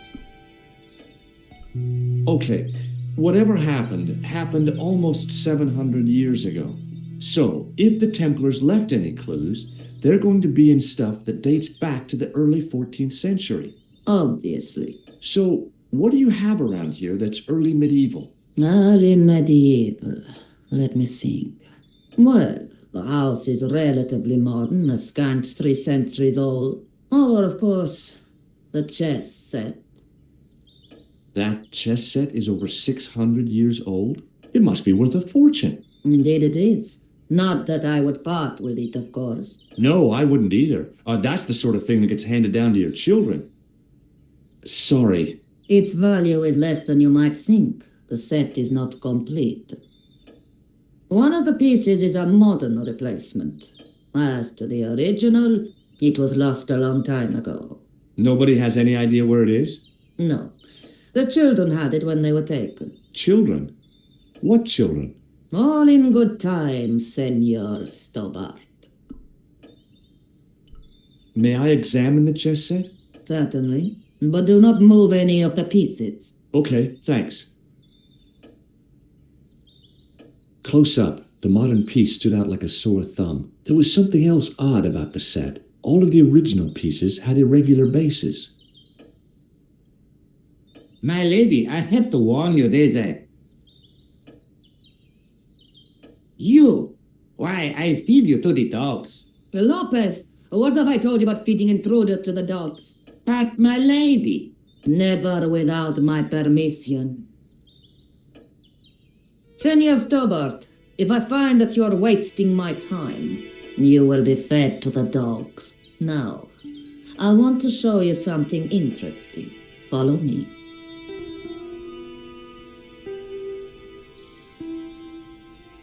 Lopez, unlock the door, por favor. This is the only remaining structure on the estate contemporary with the Templars. Nice. What is it, a summer house? A mausoleum, Senor Stobart. Oh, Come with me. Hey, senor. yeah? I do not know what you have told my lady to be shown these favors, but I do not trust you. You've got nothing to worry about. Aren't you coming in? No, the dead do not interest me. My garden is a living thing. I will be there.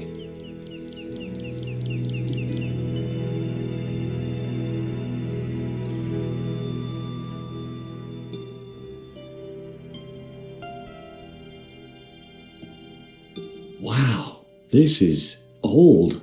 It was constructed in the 13th century as the final resting place for the De Vasconcelos Templars. It's well maintained. These are my ancestors, and they deserve respect. I come here at least once a week to say a prayer for them. Mind if I have a look around? By all means.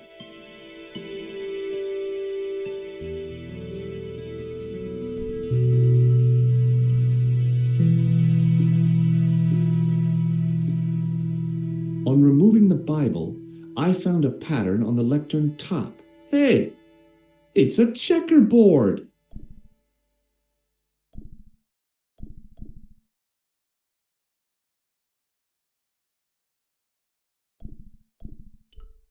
Close up, I could see that the pattern was made up of glass squares over a checkerboard pattern. Some of the squares had little jagged holes in the middle.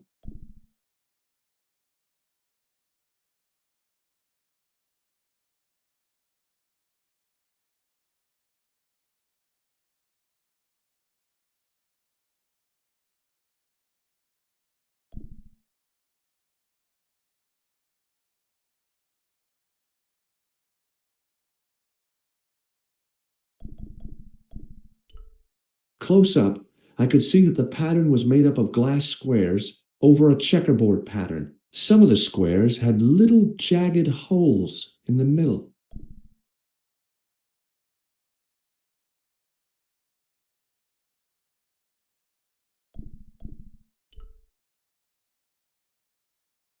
May I ask you something?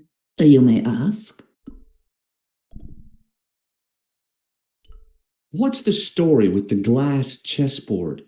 Glass chessboard. Oh, the pattern on the lectern, purely decorative, I'm sure. There are pieces of glass missing from it. Oh, it has been like that since I was a girl. The gaps in the glass chessboard look awfully deliberate. No, it is ridiculous. What possible significance can it have? It's part of a chessboard, and the gaps are for... Senor Stobart. You cannot mean... This place was built for the Templars. Your chess set is as old as the Templars. It's kind of suggestive, isn't it? I think this must be it. This is what the manuscript is pointing to. This is extraordinary.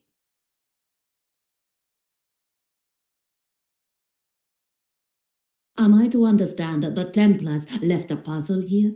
And in all of this time we failed to realize that there was a puzzle? It was wonderful to watch the Countess change before my eyes. Right. Well, no time for wallowing in self-pity, eh, Senor Stobart? This mystery has had a good long run, but it ends here and now.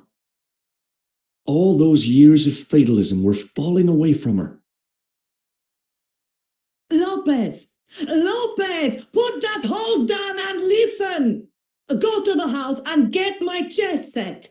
Yes, the old chess set! Oh, damn the game! Now hurry!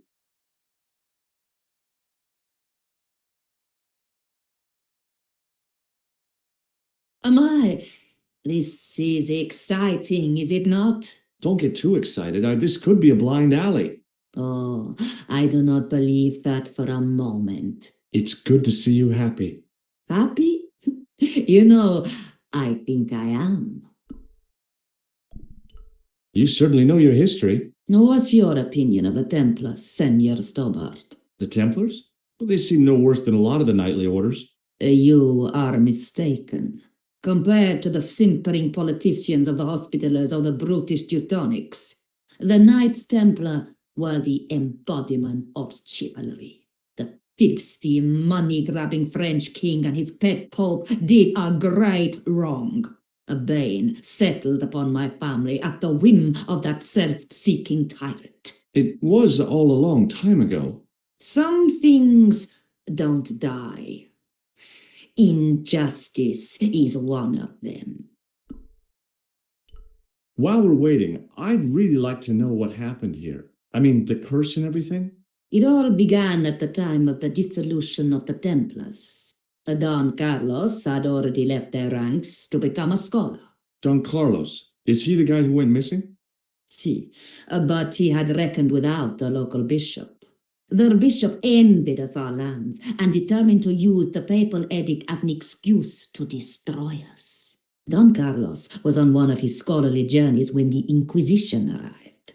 When Don Carlos returned, it was to find his loyal manservant slain and his children gone. They took the kids? But why? Oh, we will never know. The bishop denied all knowledge of the children's disappearance. But witnesses had seen his men kill the servant who had been charged to protect them. What happened to Don Carlos?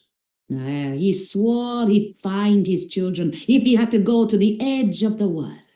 He put on his armor and took up his sword and shield and rode out alone. He was never seen again. Ah, Lopez, you have the pieces. Si, my lady, as you asked. Por favor, Senor Stobart, would you be so kind?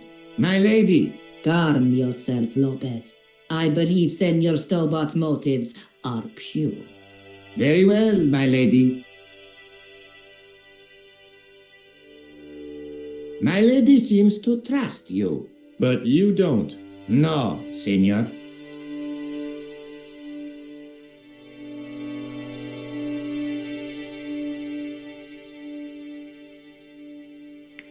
It fits, Senor Stobart. It fits. Working quickly, I found which pieces went into which holes.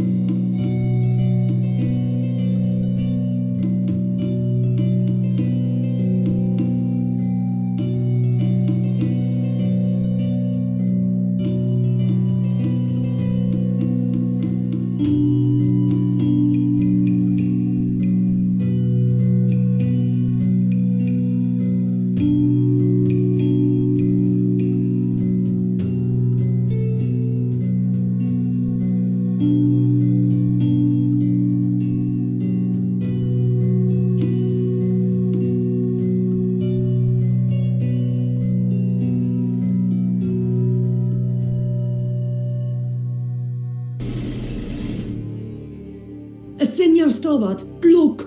What is that? It's not the Holy Grail, is it? No, Senor Stobart. It is the communion chalice of the De Vasconcelos, missing for almost 700 years. Wow. Well, go on. I cannot. I can hardly believe it is real. Go ahead. Live a little. I will show you. This is your moment of triumph, Senor Stobart. Sure, I'm sure. The possibility of death traps only occurred to me a few days later.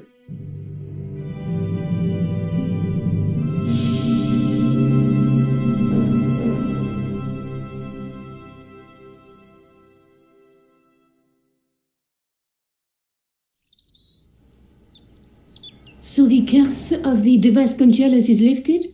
Oh no, the Countess was thrilled to find the lost chalice, but there's still the riddle of the missing knight. Well, you can forget about that now and get back to finding the Templars' secret. Actually, I promised the Countess I'd find Don Carlos. You what? I can explain everything. You have got the odds for a withered old Spanish aristocrat? The Countess entrusted me with the chalice and the quest for her ancestor's tomb. You're as crazy as she is. Haven't you got enough problems? Khan and the Templars? It's all part of the same thing. The chalice is important, I'm sure. The manuscript pointed us to the knight, and I have to find him. What then? I don't know. But when the knight and the chalice are reunited, maybe I will.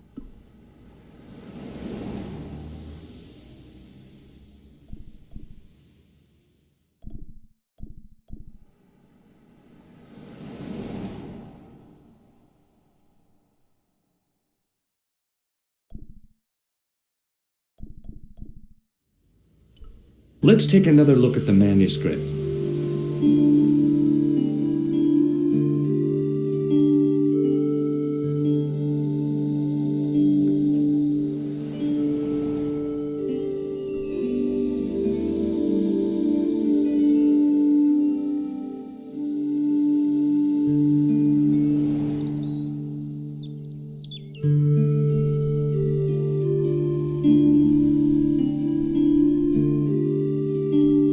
That's the face of the statue I saw at the bull's head.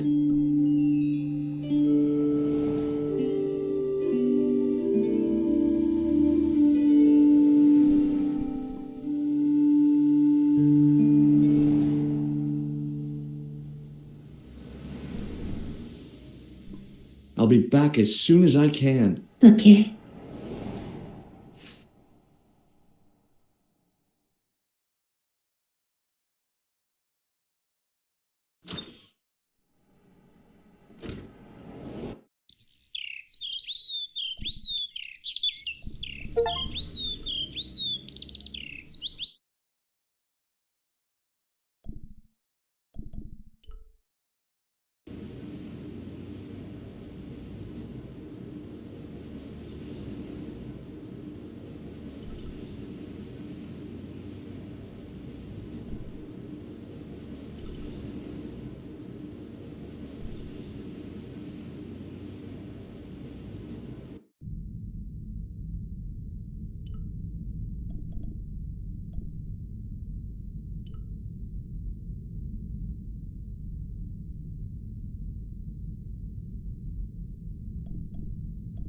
Excuse me, Father.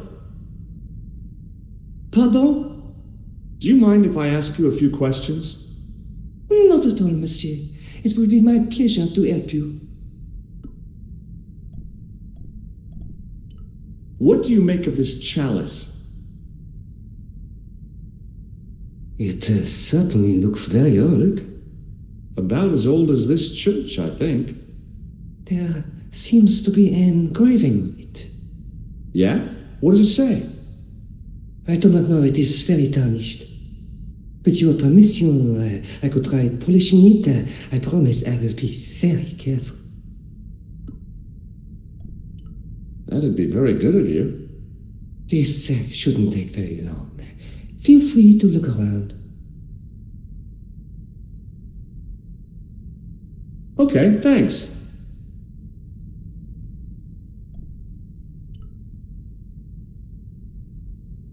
The statue had any secrets. It was concealing them pretty well.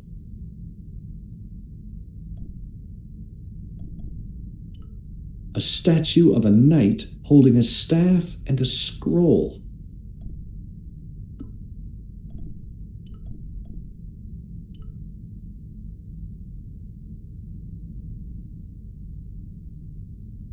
The lens fitted into the end of the scroll like a hand into a glove. Hey!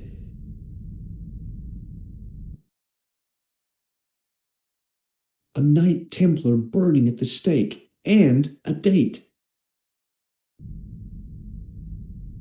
Let me see. MCCC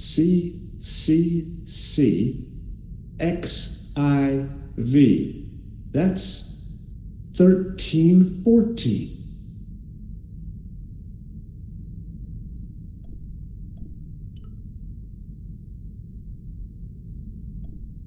Hello again, Father. Hey, thanks. It is my pleasure, monsieur. What was the writing on the chalice?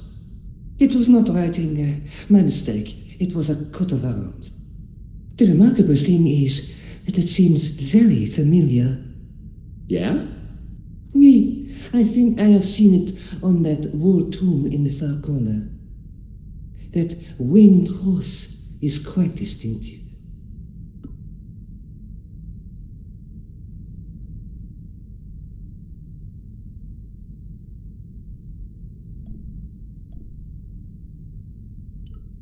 Did you know that the center window conceals an image of a man burning at the stake? The burning man? What, you knew? that there was a hidden image? No. But the church has a reputation for being haunted. Many times, people have claimed to have seen a burning man in the window. But when others they look, there is nothing. Perhaps the light has to be just so for the figure to appear. Yeah, or maybe need a special lens.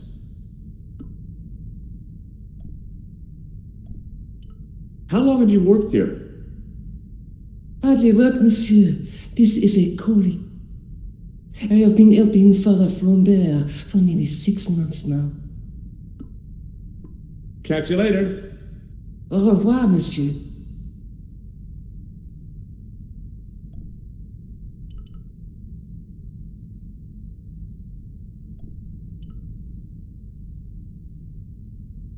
I wondered if this guy had died in combat. I wondered if this guy had died in combat.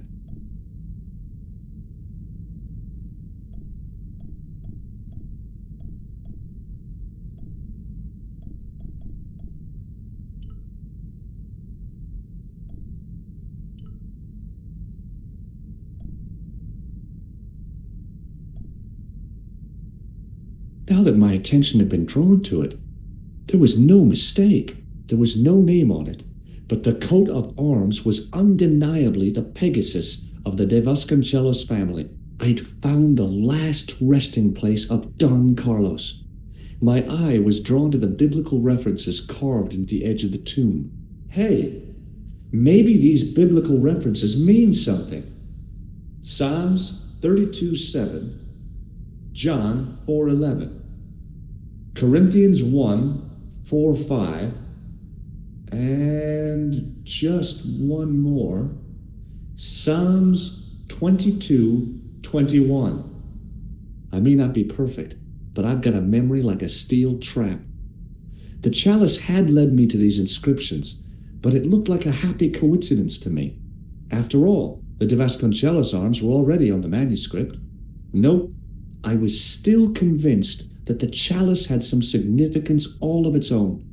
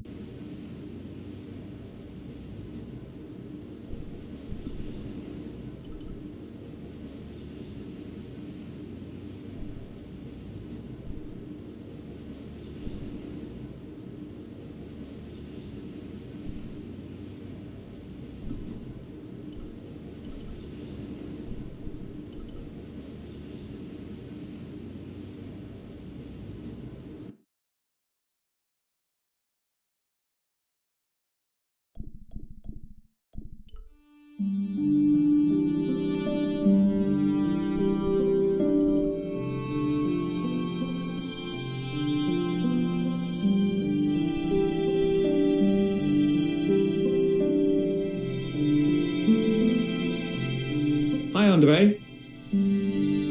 Hello, Georgie. While I was in Syria, I discovered a strange pagan statue. It was like a head with 3 bearded faces. Horrible. That sounds as if it could be Baphomet, the idol described by the Templars. The poor Knights of Christ had an idol that looked like that? Allegedly. The description of the idol came from the evidence extracted by the Inquisition. Mind you, not one statue or idol was ever found on Templar property. Until now, that is. Just last month, a statue of Baphomet was unearthed right here in Paris. Where? At the Institut Hermétique de Naval. The statue is beneath the foundations. It was discovered by some workmen while renovating the building. Can you tell me any more about the statue of Baphomet? It's a fearful image even now, a bearded head. The base of the statue is carved with Templar symbols. One of the workmen noticed a curious stain at the base. He claimed it looked like blood. Blood? That's right. Thanks for your help, Andre. You're welcome.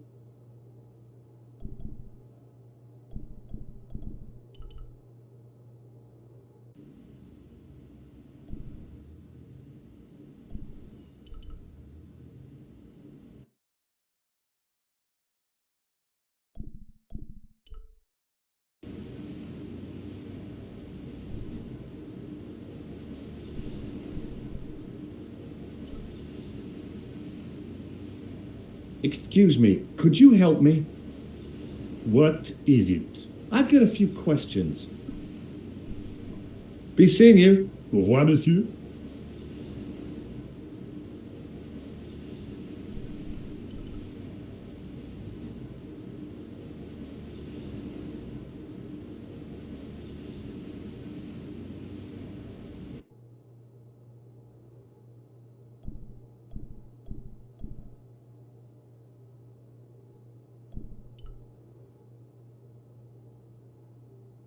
There was a closed door with toilet scratched into the cheap veneer. That door's locked, monsieur.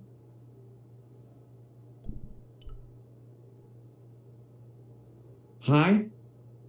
Excuse me? Oui. Trying to get into a locked washroom. I had the strongest feeling of deja vu. I'd like to use the washroom, but the door's locked. Oh, that's no problem. You can have the key. Thanks.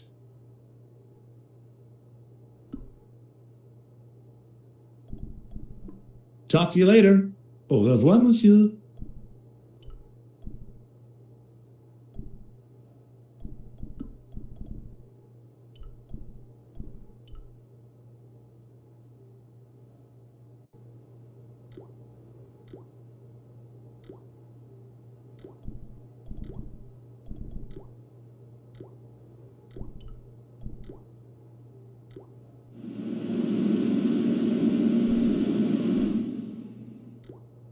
I didn't want to use that unless I really had to.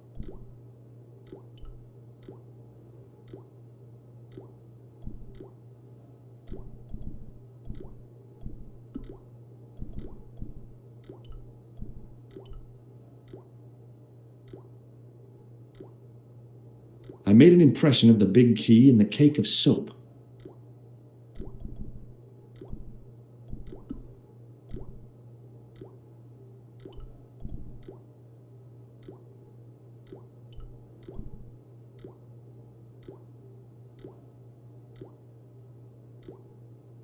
I carefully sprinkled the plaster into the soap mold I'd made of the key.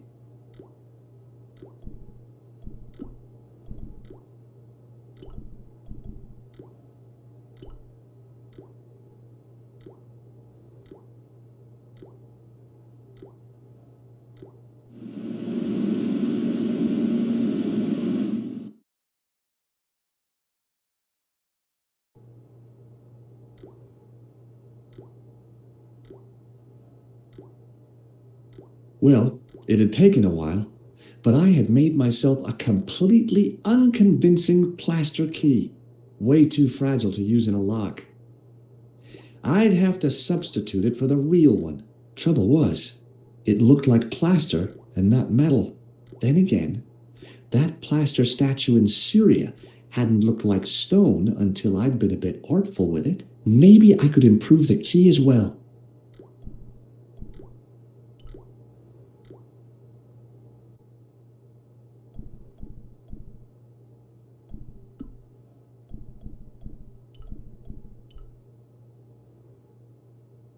What is it? Here's the keys. Thanks.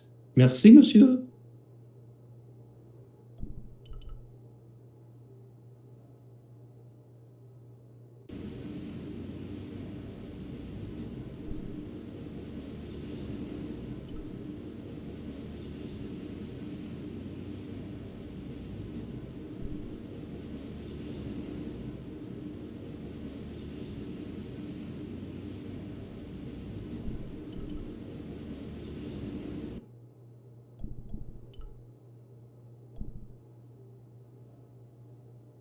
Do you mind if I use the phone?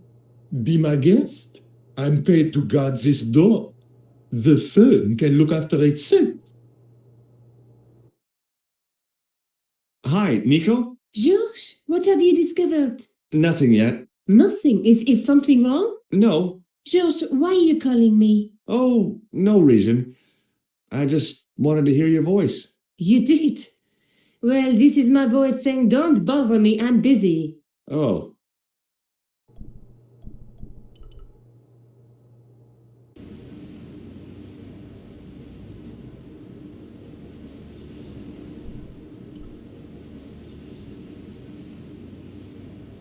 Hi, it's me again. What now? You're doing a fine job. Merci. I have my professional pride. I don't think I've ever seen a Gauloise smoked so stylishly. It's a natural talent. I'm being sarcastic. I'm being indifferent. You're very good at that as well. Merci. Vive l'indifférence. I made this key out of plaster. A thrilling. How clever. Pointless. Be seeing you. Au revoir, monsieur.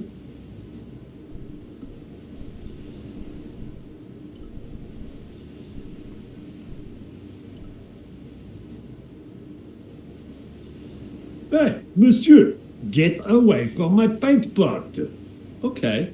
I should think so. Meddling with a man's paint pot. What?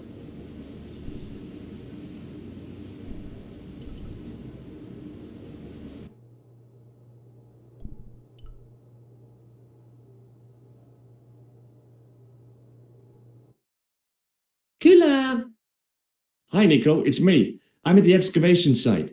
Goodbye, George. No, wait a minute. I need your help. What kind of help? I told you I'm busy. This will only take a few minutes, I promise.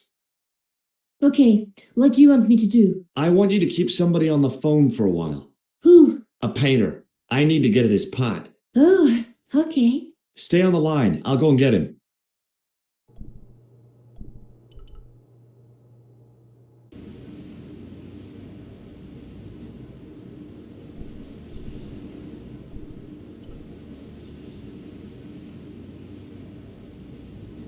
Hi, it's me again. What now? You've got a phone call. For me? Are you certain? It's a woman. She sounded hot. What woman? She must be mistaken, monsieur. Well, she asked for that hunk of a man with the nicotine fingers and his ass hanging out of his pants. Certainly sounds like me. Stand back. It wouldn't do to keep the lady from her hunk.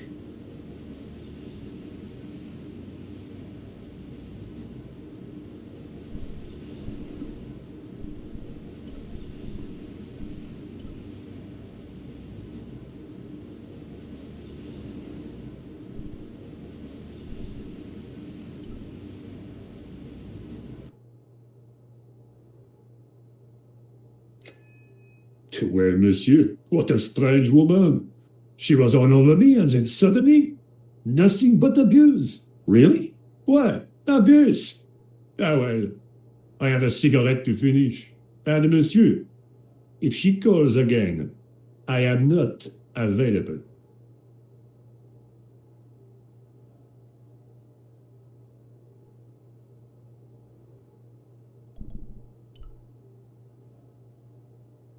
Hi again. What is it? I need to use the toilet again. Again? Already? I have this problem. How technical do you want me to get? Never mind. Here's the key.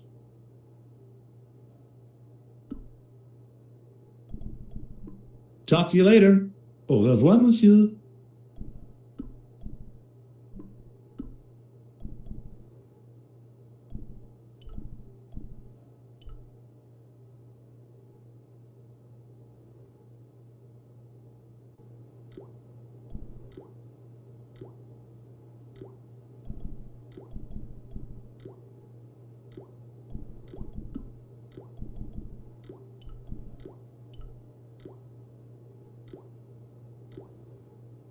Quickly and without fuss, I swapped the fake key for the real thing.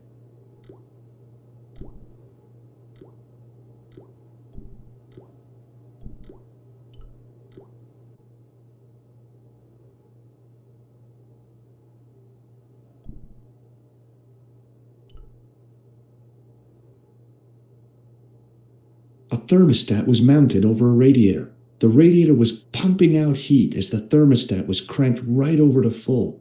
No wonder it was warm in here, even with the door open to the chill of fall. Hi again. What is it?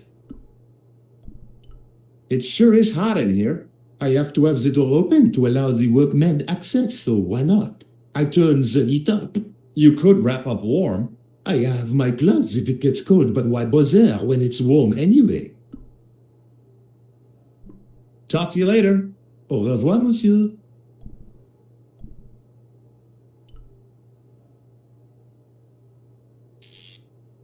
I turned the heating off.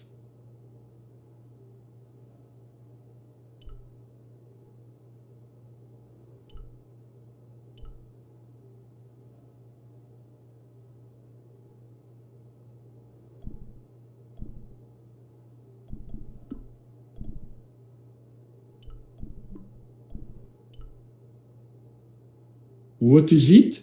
I held my breath and hoped that he wouldn't notice the substitution. Here's the keys. Thanks. Merci, monsieur.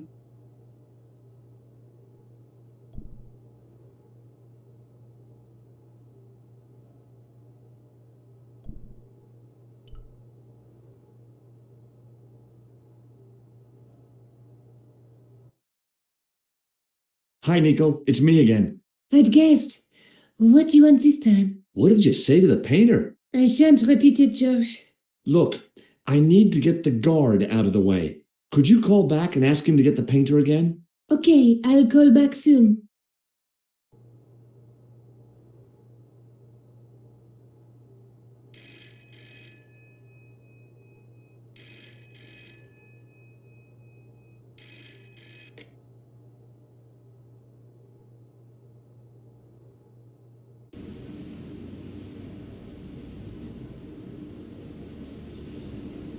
This looked like a good place to watch things develop.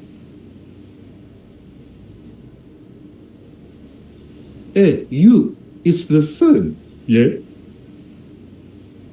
Who is it? How should I know? What am I, your social secretary? It's not a chick, is it? Yes, it's a woman. Are you going to answer it? Does she have a warm, sensual voice like molten chocolate? Yes, she has a really sexy voice. Now get a move on. I'm not talking to her. I can see that. You're wasting time talking to me. No, you don't understand. I refuse to talk to her.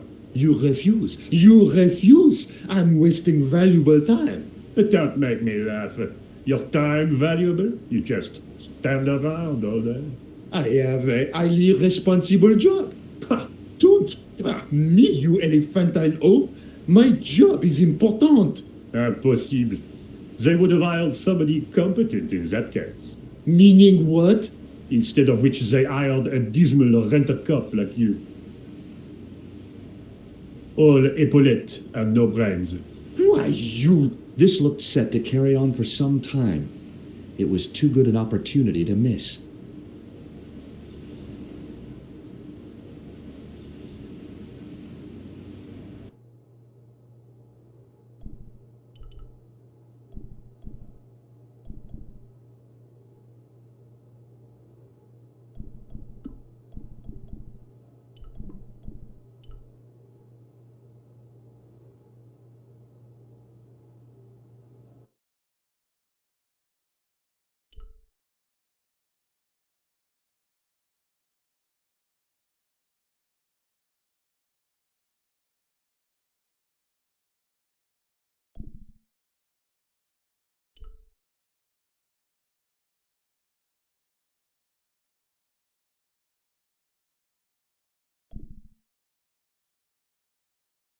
Close up, the pattern didn't make any sort of sense.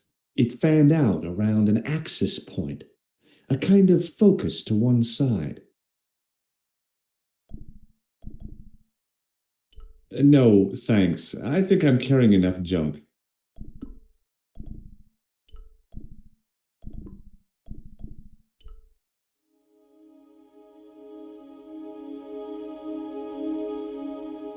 And there it was, decoded by the curves of the chalice. The image of a church.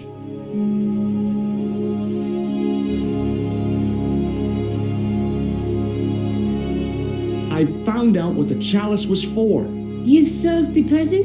Yeah, there was a distorted picture at the Baphomet site. When I viewed it in the polished surface of the chalice, it changed. What did it show? A picture of a church with a square tower.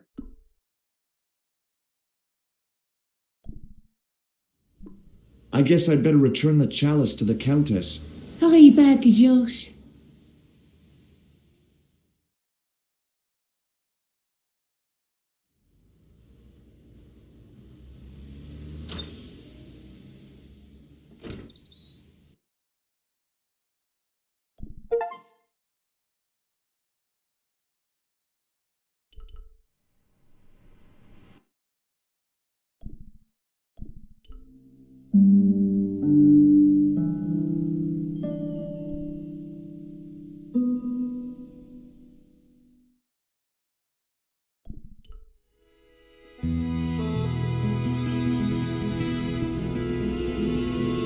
I'd been planning to return the chalice anyway, but I hadn't expected the trail to bring me here.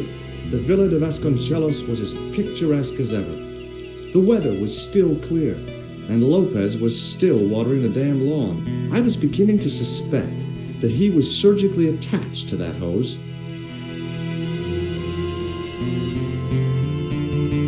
Hi there, Lopez. How's tricks?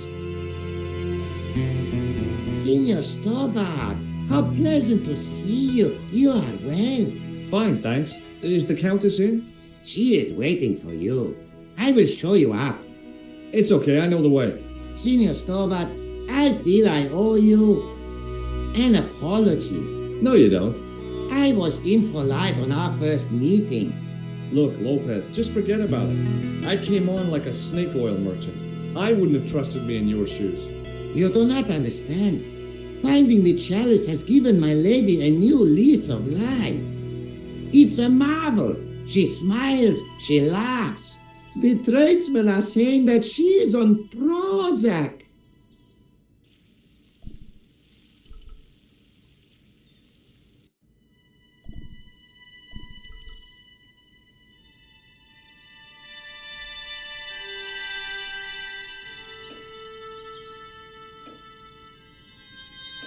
Senor Stobart. Oh, what a pleasure. Please, sit down. Hi, Countess. The pleasure's all mine. I brought back your chalice.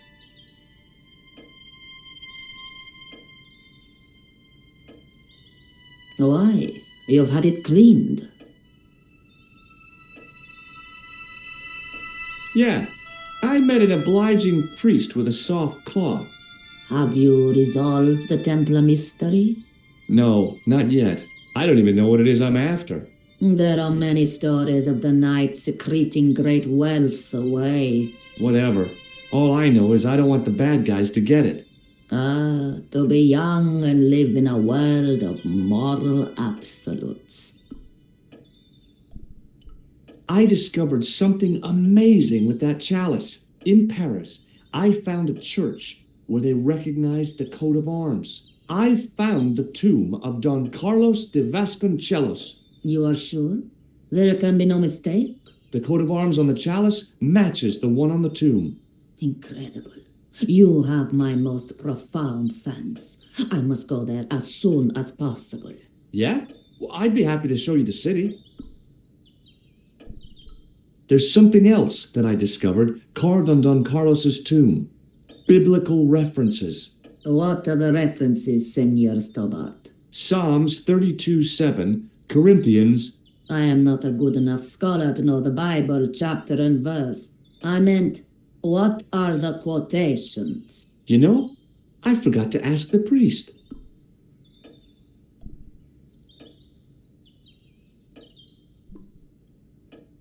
I'll have a look around if that's okay. My home is your home. I shall remain here.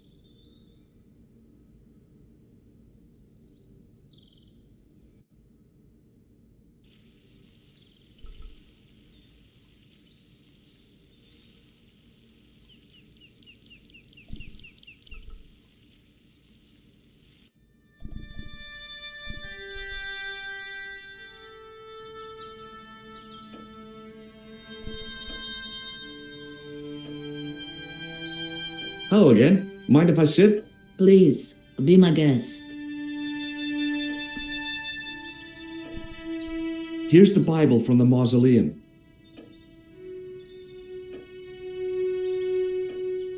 Very well. Let us begin. The first reference. Psalms 32:7. Thou art my hiding place. Thou shalt preserve me from trouble. Thou shalt compass me about with songs of deliverance. My hiding place. Don't get your hopes up too high. This might just be leading us to where we found the chalice. You are right, of course. The next. Okay, John 4:11. John 4:11. Here. The well is deep.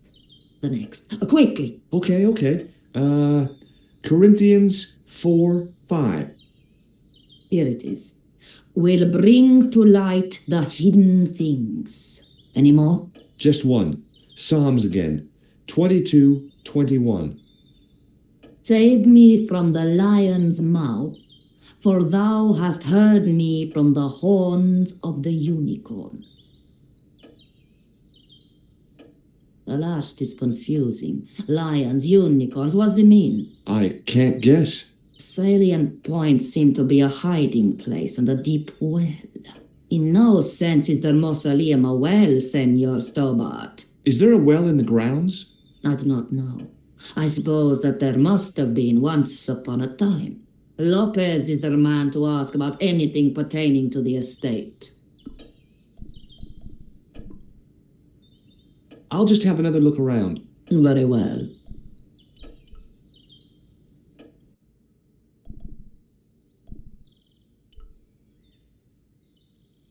It was just a little utility room with no exit, unless you counted the window, and I didn't.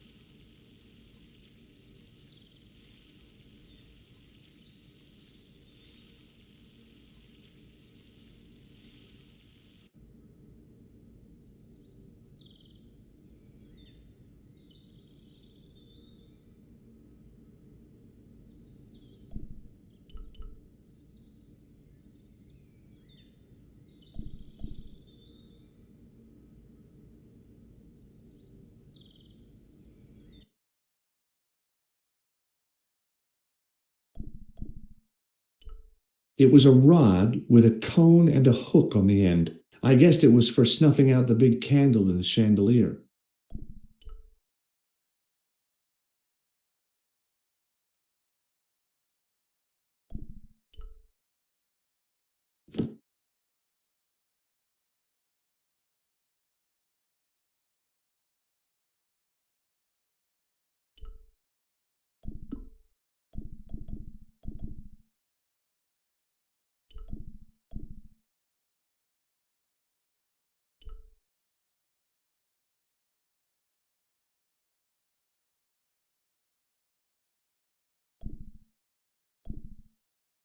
No, that was a silly idea.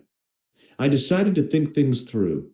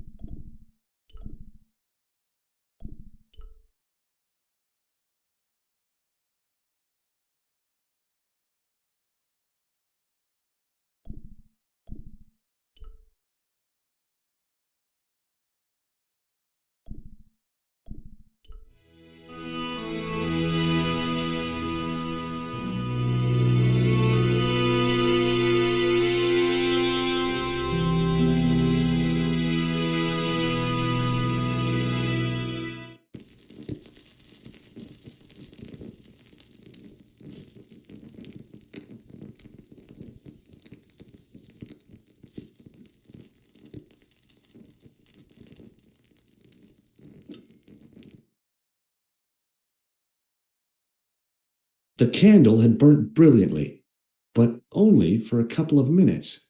Some kind of special formulation, I guess. And had yielded up this, a complex shape expertly cut in stone. I figured it was some kind of key.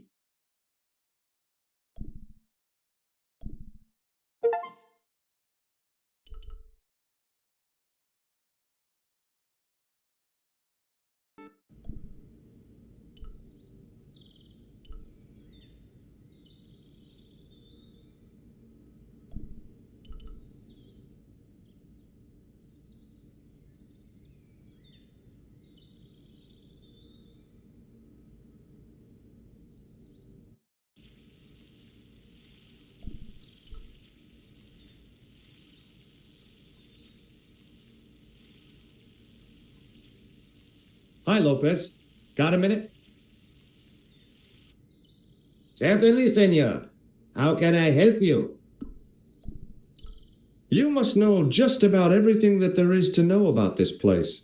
See, I have lived my whole life here in the service of the Vasconcelos.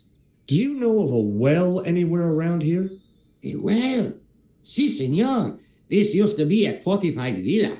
How can you last a siege without water? Great. So where is it? How should I know? The well was covered over in the last century. It was dangerous, you see. And you have no idea where it was? None. It was hidden even before my grandfather's time. Well, you must have a vague idea of where the well is. It must have been in the old house's courtyard, so that would put it around here. Here? Okay. Now, how do we find it? There might be a way. Let me think about it. Any ideas yet? We are looking for a source of water, see? Yes.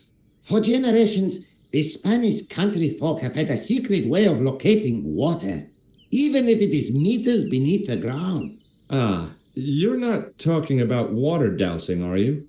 Eh? You know, you get a stick and walk around until the stick twitches and dig there. Oh, you've heard of it. Yeah, I think most of the planet has. Okay, let's get a stick. Uno momento.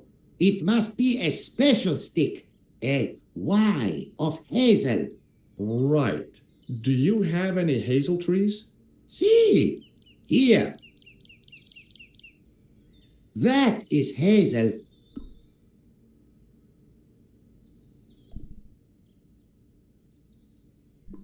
Catch you later, Lopez. Adios, Senor Toba.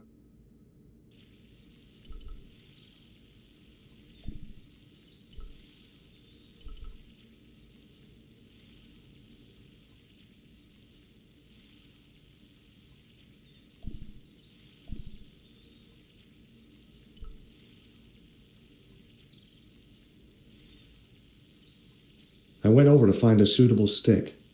Aha!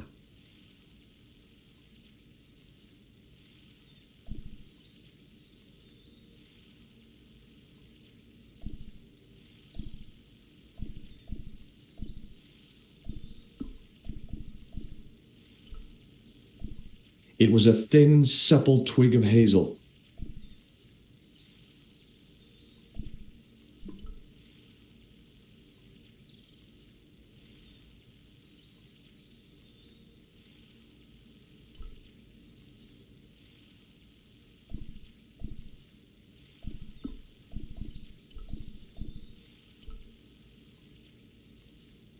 Hi, Lopez.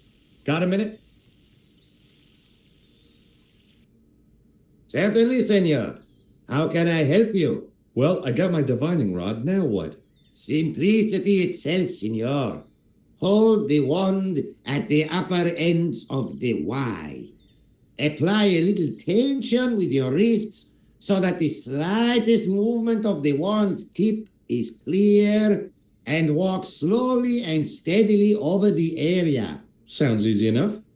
We'll find this well in no time.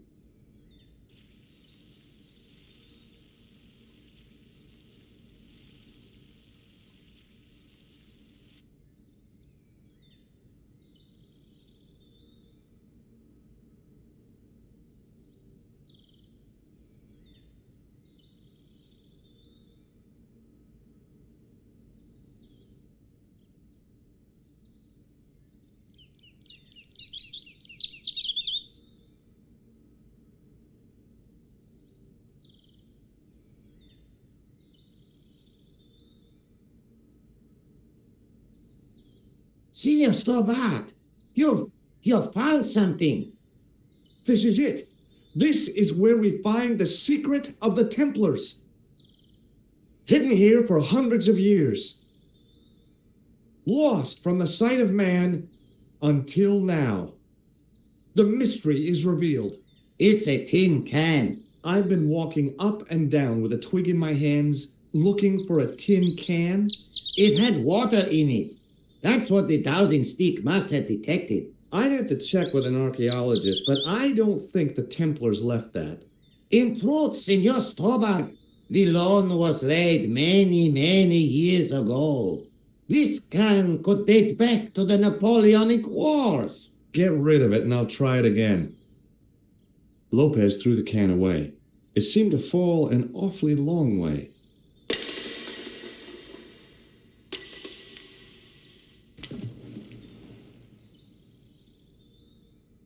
The splash at the end confirmed what we both suspected. Well, I'll be a monkey's uncle. It has been here all the time. All those years and nobody found it. Stood in awe for a moment, marveling at the secrets all around us. I could have fallen down that.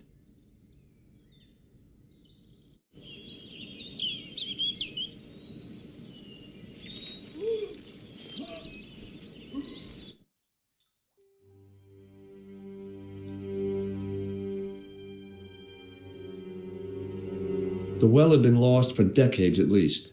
The air was cool after the noon sun, but that's not what gave me goosebumps. I have a really, really bad feeling about this.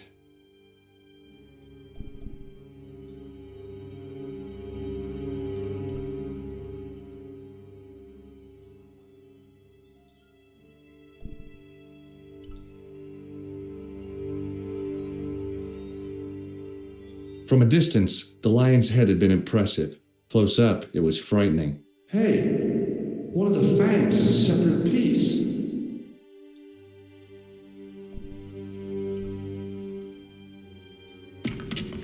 I could hear the sound, and I knew I was in danger.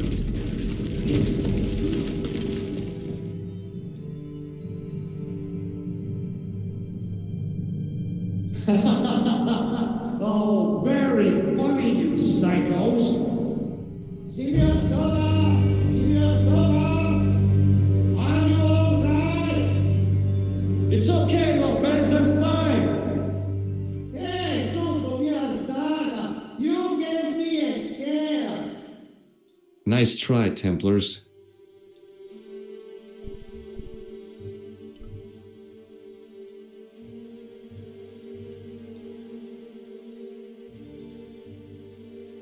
It was a long way down. The brilliant midday sun shone almost directly down the shaft, and I still couldn't see the water. I'd already risked my neck with one death-defying leap in Syria. I wasn't about to push my luck again.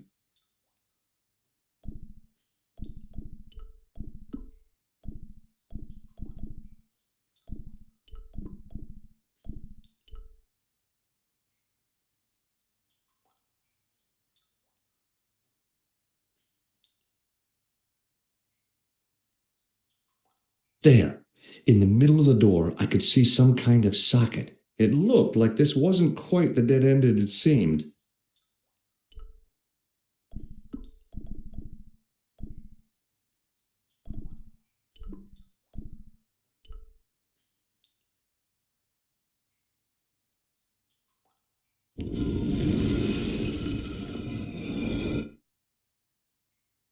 Open sesame! Another secret door.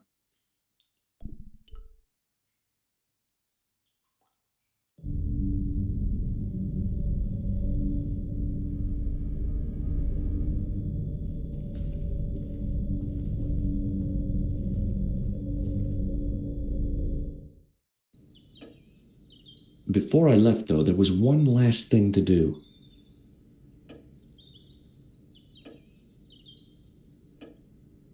You won't be needing that replacement piece anymore, Countess. I found it with the children. You'll probably want to be alone for a while. I'll be out in the garden with Lopez.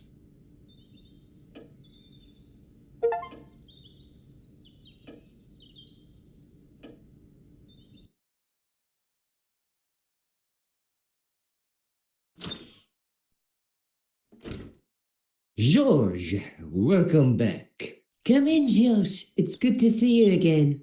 Is it? Sure. What did you find in Spain?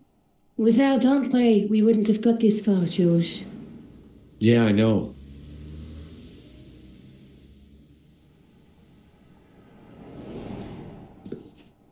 The clues led to an underground chamber at the bottom of a well. The Templars had left a tapestry showing a chessboard. The white pieces were vastly outnumbered. There was a stream running across the board, and a Templar knight on a horse. Does it mean anything to you, Andre? No, nothing. Maybe we should tell Andre what else you found, George. There's a map and a Latin inscription to the west at the edge of the world. George found that in a cave in Syria. Yeah, where the assassin almost killed me. Then we've got the burning of Jacques de Molay and the date, 1314. From the window of the church in Montfaucon Square, one of the few places where nobody tried to kill me.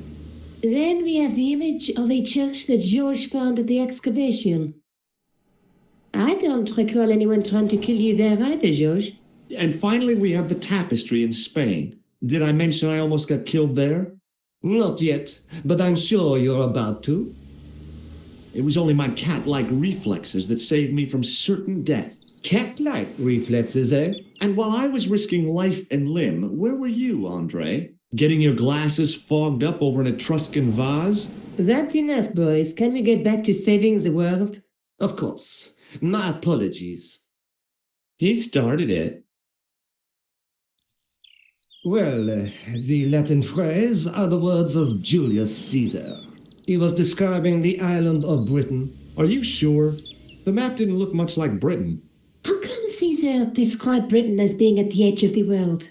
To the Romans, the Mediterranean was the center of the universe. Britain was a remote, unfriendly place, inhabited by blue-painted savages. It hasn't changed much. They've stopped painting themselves blue. Except when they go to a football match. They used an extract from a plant called woad, Icetis tinctoria. The Scots were using it until fairly recently in the wars with the English. Fairly recently? I don't recall the Scots being at war with the English. How recently are you talking about? I believe William Wallace's men used it in the 13th century. They might well have been using it as late as... You can't remember, can you? 1314. Ah, we're back onto that, are we? Andre, what is it? What do you mean? 1314 in Scotland. The Battle of Bannockburn. That would explain the stream on the chessboard. That's what a burn is. Right, Andre? As in Bannockburn? Right, George. And it gets better. Tradition has it that the Scots were helped by a shock force of, well, can't you guess? Knights Templar? Yes, a group of outlawed Templars. They are said to have turned the tide for the Scots. And it all ends at a church in the Isle of Britain at Bannockburn in a church. What are we waiting for? I'll call a cab.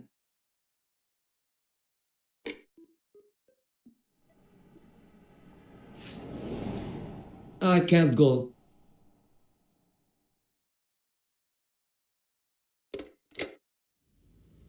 Andre, you've been loads of help, but What George is trying to say is that you shouldn't feel guilty. I was. We understand you've got commitments.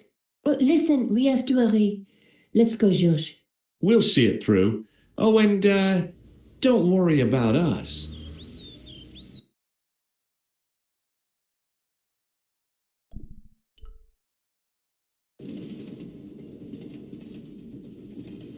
It must be done. Oh, I guess so. And we must be nearly there. Somewhere, out there in the dark, is Scotland. We've come a long way together to get here. Yeah. Let's hope it was worth it.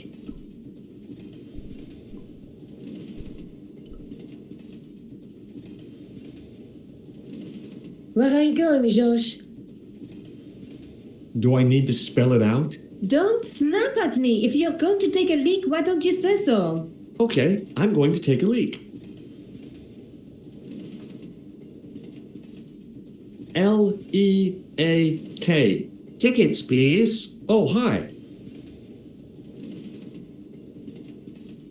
That's a standard full-price peak return. Don't you have a senior citizen's rail card?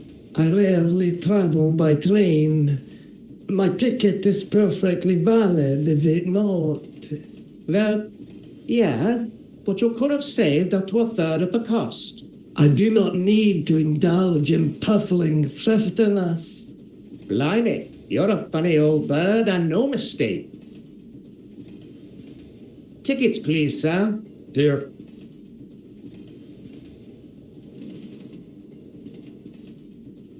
Off to Stirling, eh? Yes, we are. Well, I hope you won't be disappointed. It's a miserable place this time of year. Still, there's plenty of pubs and a lovely view from the castle. Thank you. I don't want to worry you, but there was something familiar about that guy. Are you sure? You're tired. Perhaps you're mistaken. Maybe. But I didn't like the look in his eyes when he spoke to you. Can't you sit still, Josh? I need to go to the John. While you're there, check out the buffet car, Josh. And think about how it is. I am hungry enough to eat English food. Okay.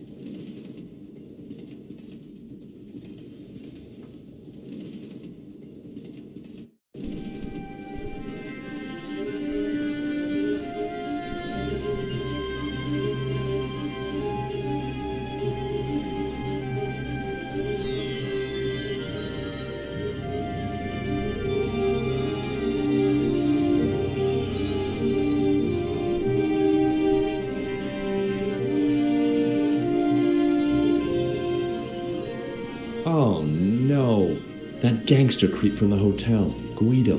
Well, he didn't scare me. Hey, Buster. This is a no-smoking car. Okay, maybe he did scare me. It got worse. I suddenly realized who the conductor had reminded me of. Eklund, Marquet's murderer.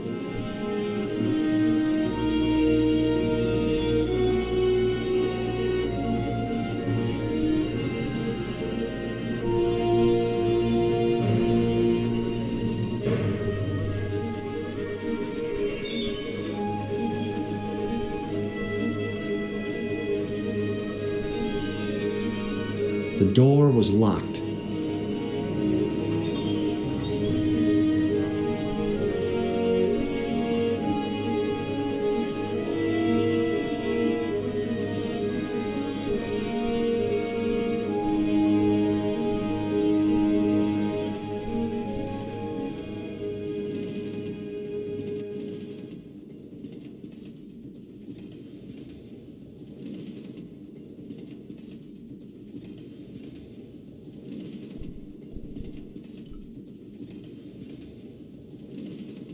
Hi, having a party? No, this is breakfast. Come on, join us, man. Go away, Basha. Wake up, man. What's company? His breath was like the outlet from a chemical factory. Excuse my mate, he's taking a nap. Sleeping like a bobby. I'll wake him up when we get to Newcastle. We passed through Newcastle half an hour ago. And I never noticed.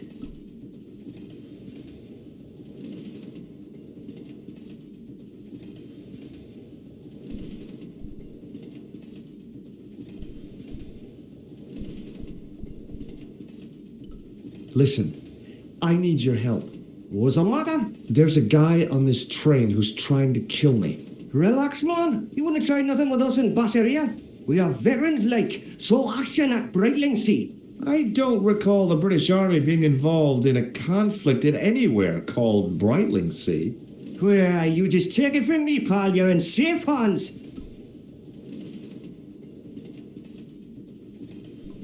See you later.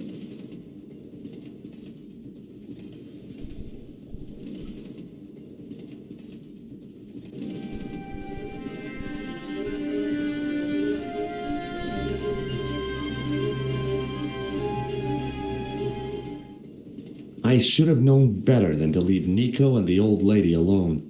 Suddenly, the sword of Baphomet took second place to finding the girl I loved.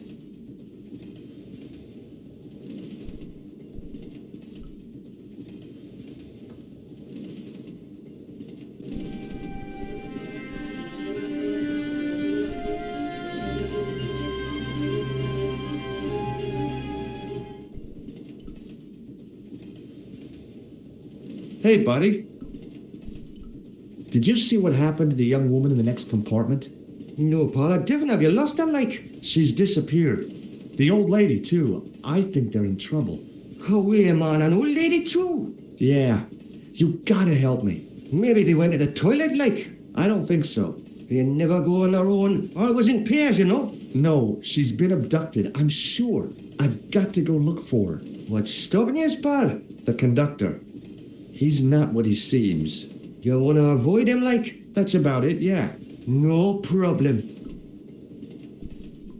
See you later.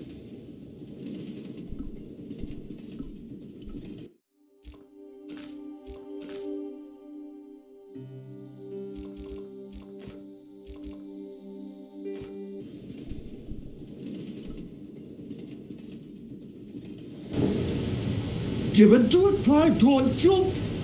I don't intend to jump. I'm going to climb on top of the train. You're kidding, aren't you? Just watch me.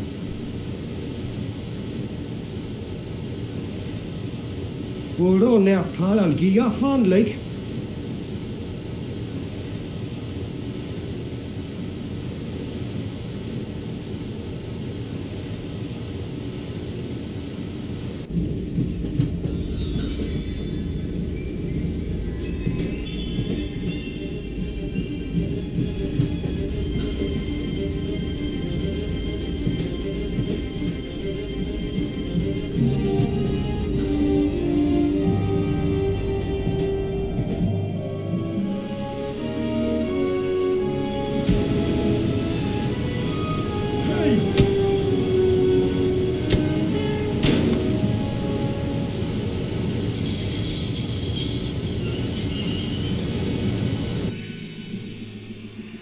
You saved our lives, but why? We were always on the same side. Stobart, different causes, but a common enemy. The Knights Templar? Don't call them that.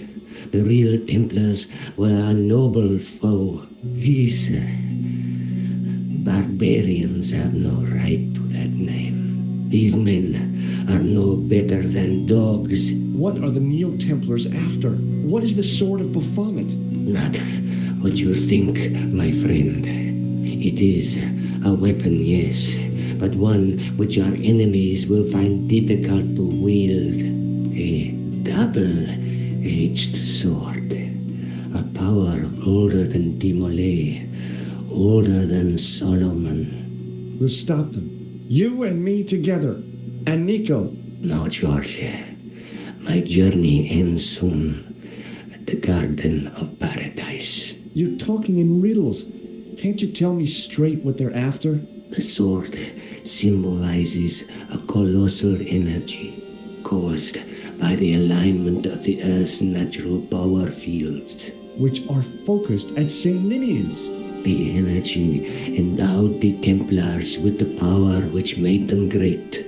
A power which made them charismatic to such an extent they could control the will of all around them.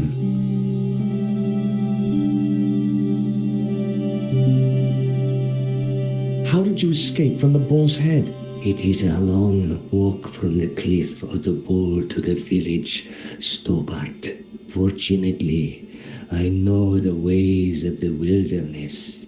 Also, I have a sister who keeps a garage just around the corner.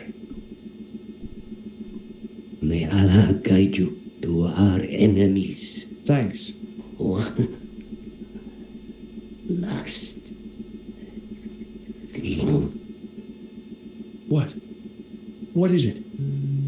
He's dead.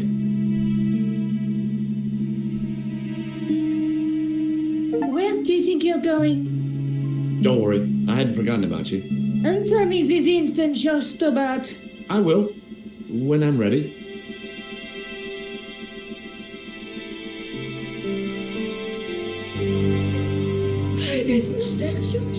No. You took advantage while my hands were tied. When Eklund pointed that gun at me, I thought I was gonna die. I thought of all the things I'd never get to do, and kissing you was at the top of my list. George, Uh-huh. George, we've got to get off the train. Rickland could recover at any time. So what are we waiting for?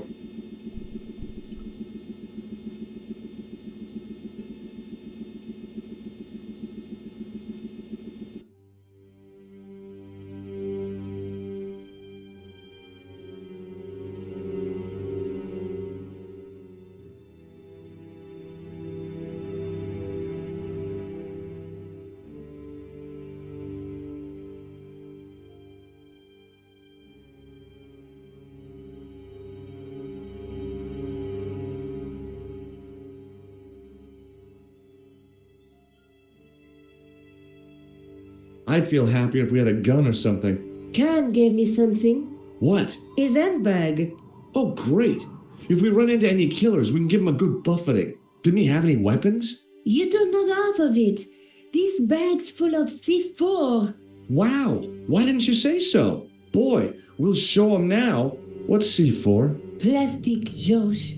We're going to shop our way to victory? 2 kilos of plastic explosive. The detonator's broken now. No problem. We'll buy a box of matches somewhere. It doesn't work that way. It takes a small explosion to start the big explosion. Well, that's not much use then. What does that sign say? Apparently, during the English Civil War in the mid-17th century, this place was used as an arms dump. Yeah? What happened? Look at the state of this place, George. You work it out. Oh, stray spark? You got it. The tower was the only thing to survive the blast. I hope the explosion didn't destroy the Sword of Baphomet. Do you? I rather hope it did.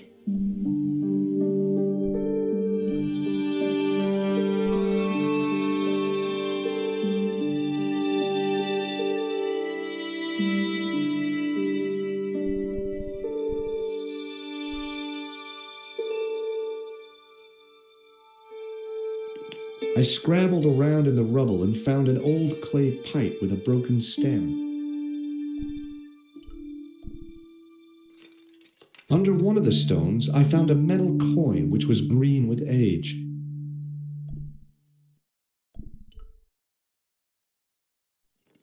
It was caked with soil, but what I'd found was a small cog and spindle.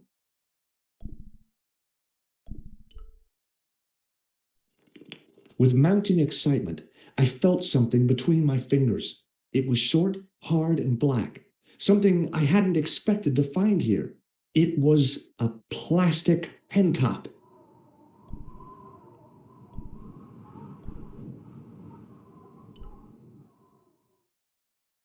The handle turned easily, and the larger wheel began to revolve. Damn! Then the handle came off in my hand.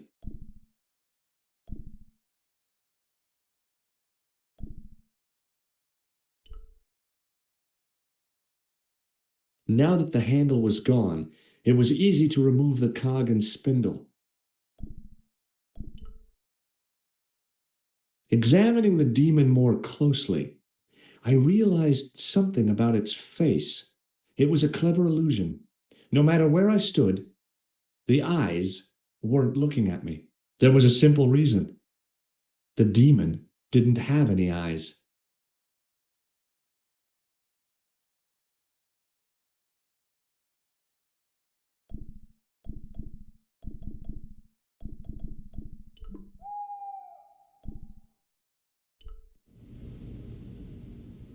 The cog slipped neatly into the eye socket.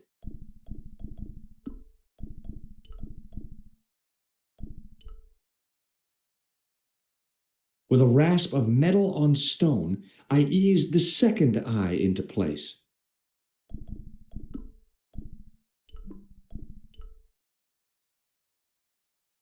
I pushed the handle into the demon's mouth, the cogs all meshed.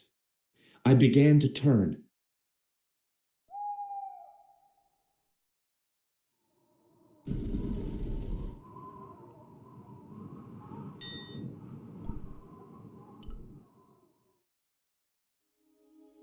As soon as I saw the flickering torches, I realized the bogus Templars had beaten us to the sword. But where were they now?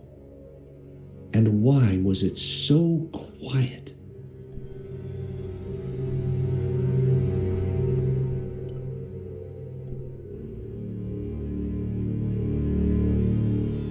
Listen, I can definitely hear chanting. You're right.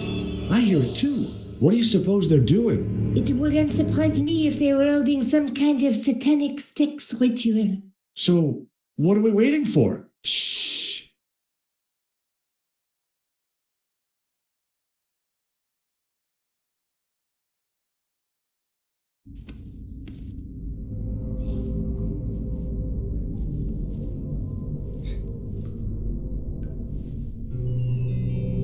Will you look at that? Baphomet. Lobino was right. This place was ancient even to the Templars. This whole place? This is Baphomet? Finally, the truth. The Templars had never worshipped this graven image, no more than they'd worship a rainbow. But, like a rainbow, they regarded it as a symbol of a covenant with God, who'd revealed this place to them.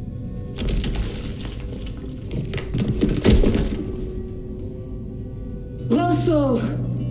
Why is it double-dealing treacherous? On the contrary, Inspector Rosso has been the model of obedience, an important quality in a true Templar. Now be quiet and watch if you wish to live much longer.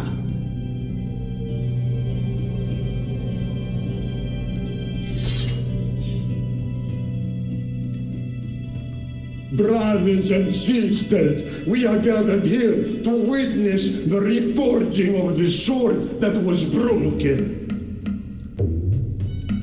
Here before God's sentinel, Baphomet.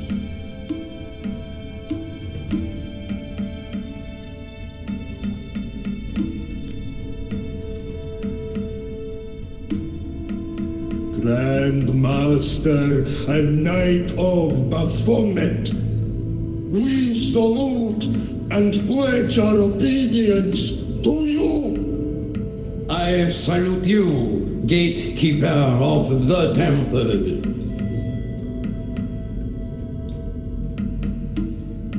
Seven centuries ago, our greatest weapon, the sword of Baphomet, was lost to us. Now we prepare to reforge it, to wield against new enemies. As the tired millennium dies, and this world looks for new leaders, we shall not fail. We shall lead the people to a new order, wherein all borders will dissolve. All will be united under the red cross of the Templars.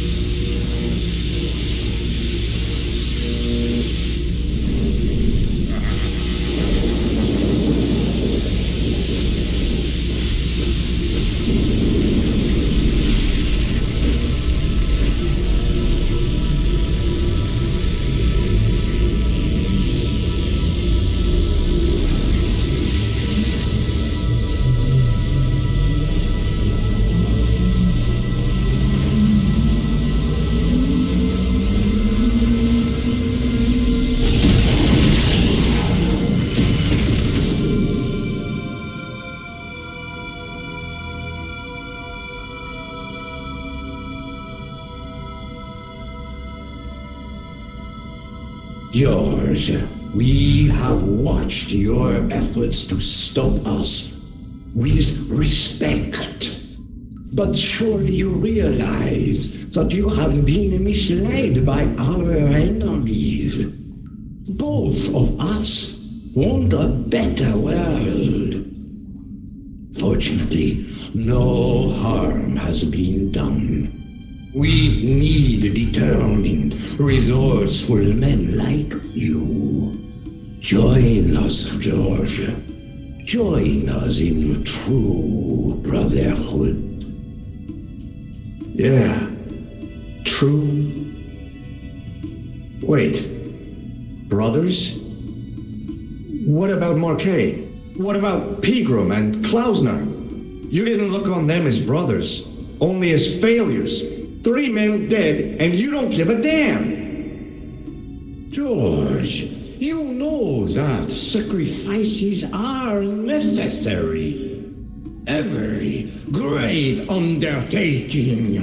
Join you. I'll see you in hell first. Oh, George, I had great hopes for you. C'est la guerre et l'on to kill him.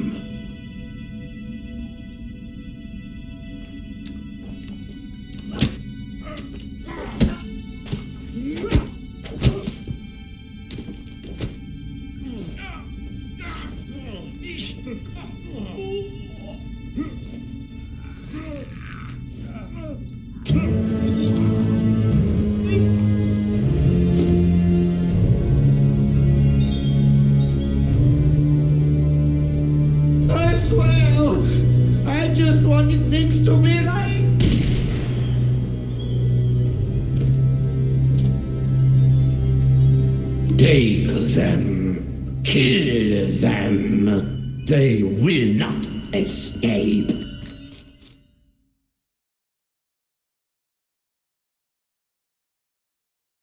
Well, well.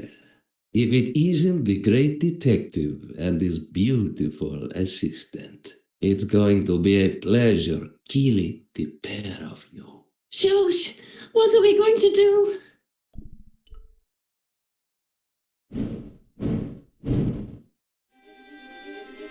Come on, Nico. We're leaving. You fools! You cannot escape us. Guido! Stop them. But master, the powder! That powder is from the English Civil War. You fool. He's over 300 years old. How explosive do you think it can be? I thought it was all over, but Nico had one last trick up her sleeve. Or in her handbag, to be exact. A handbag full of plastic explosives. Maybe, but this stuff is brand new. Oh, dear.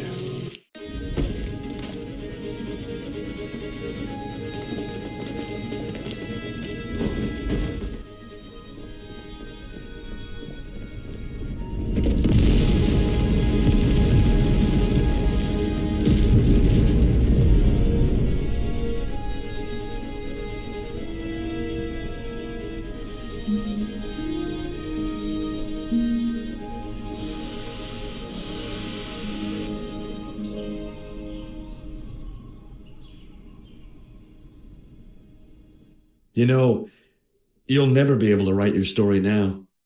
I don't care. I've got what I want. Huh? Just tell me one thing, George. Is our life together always going to be this crazy?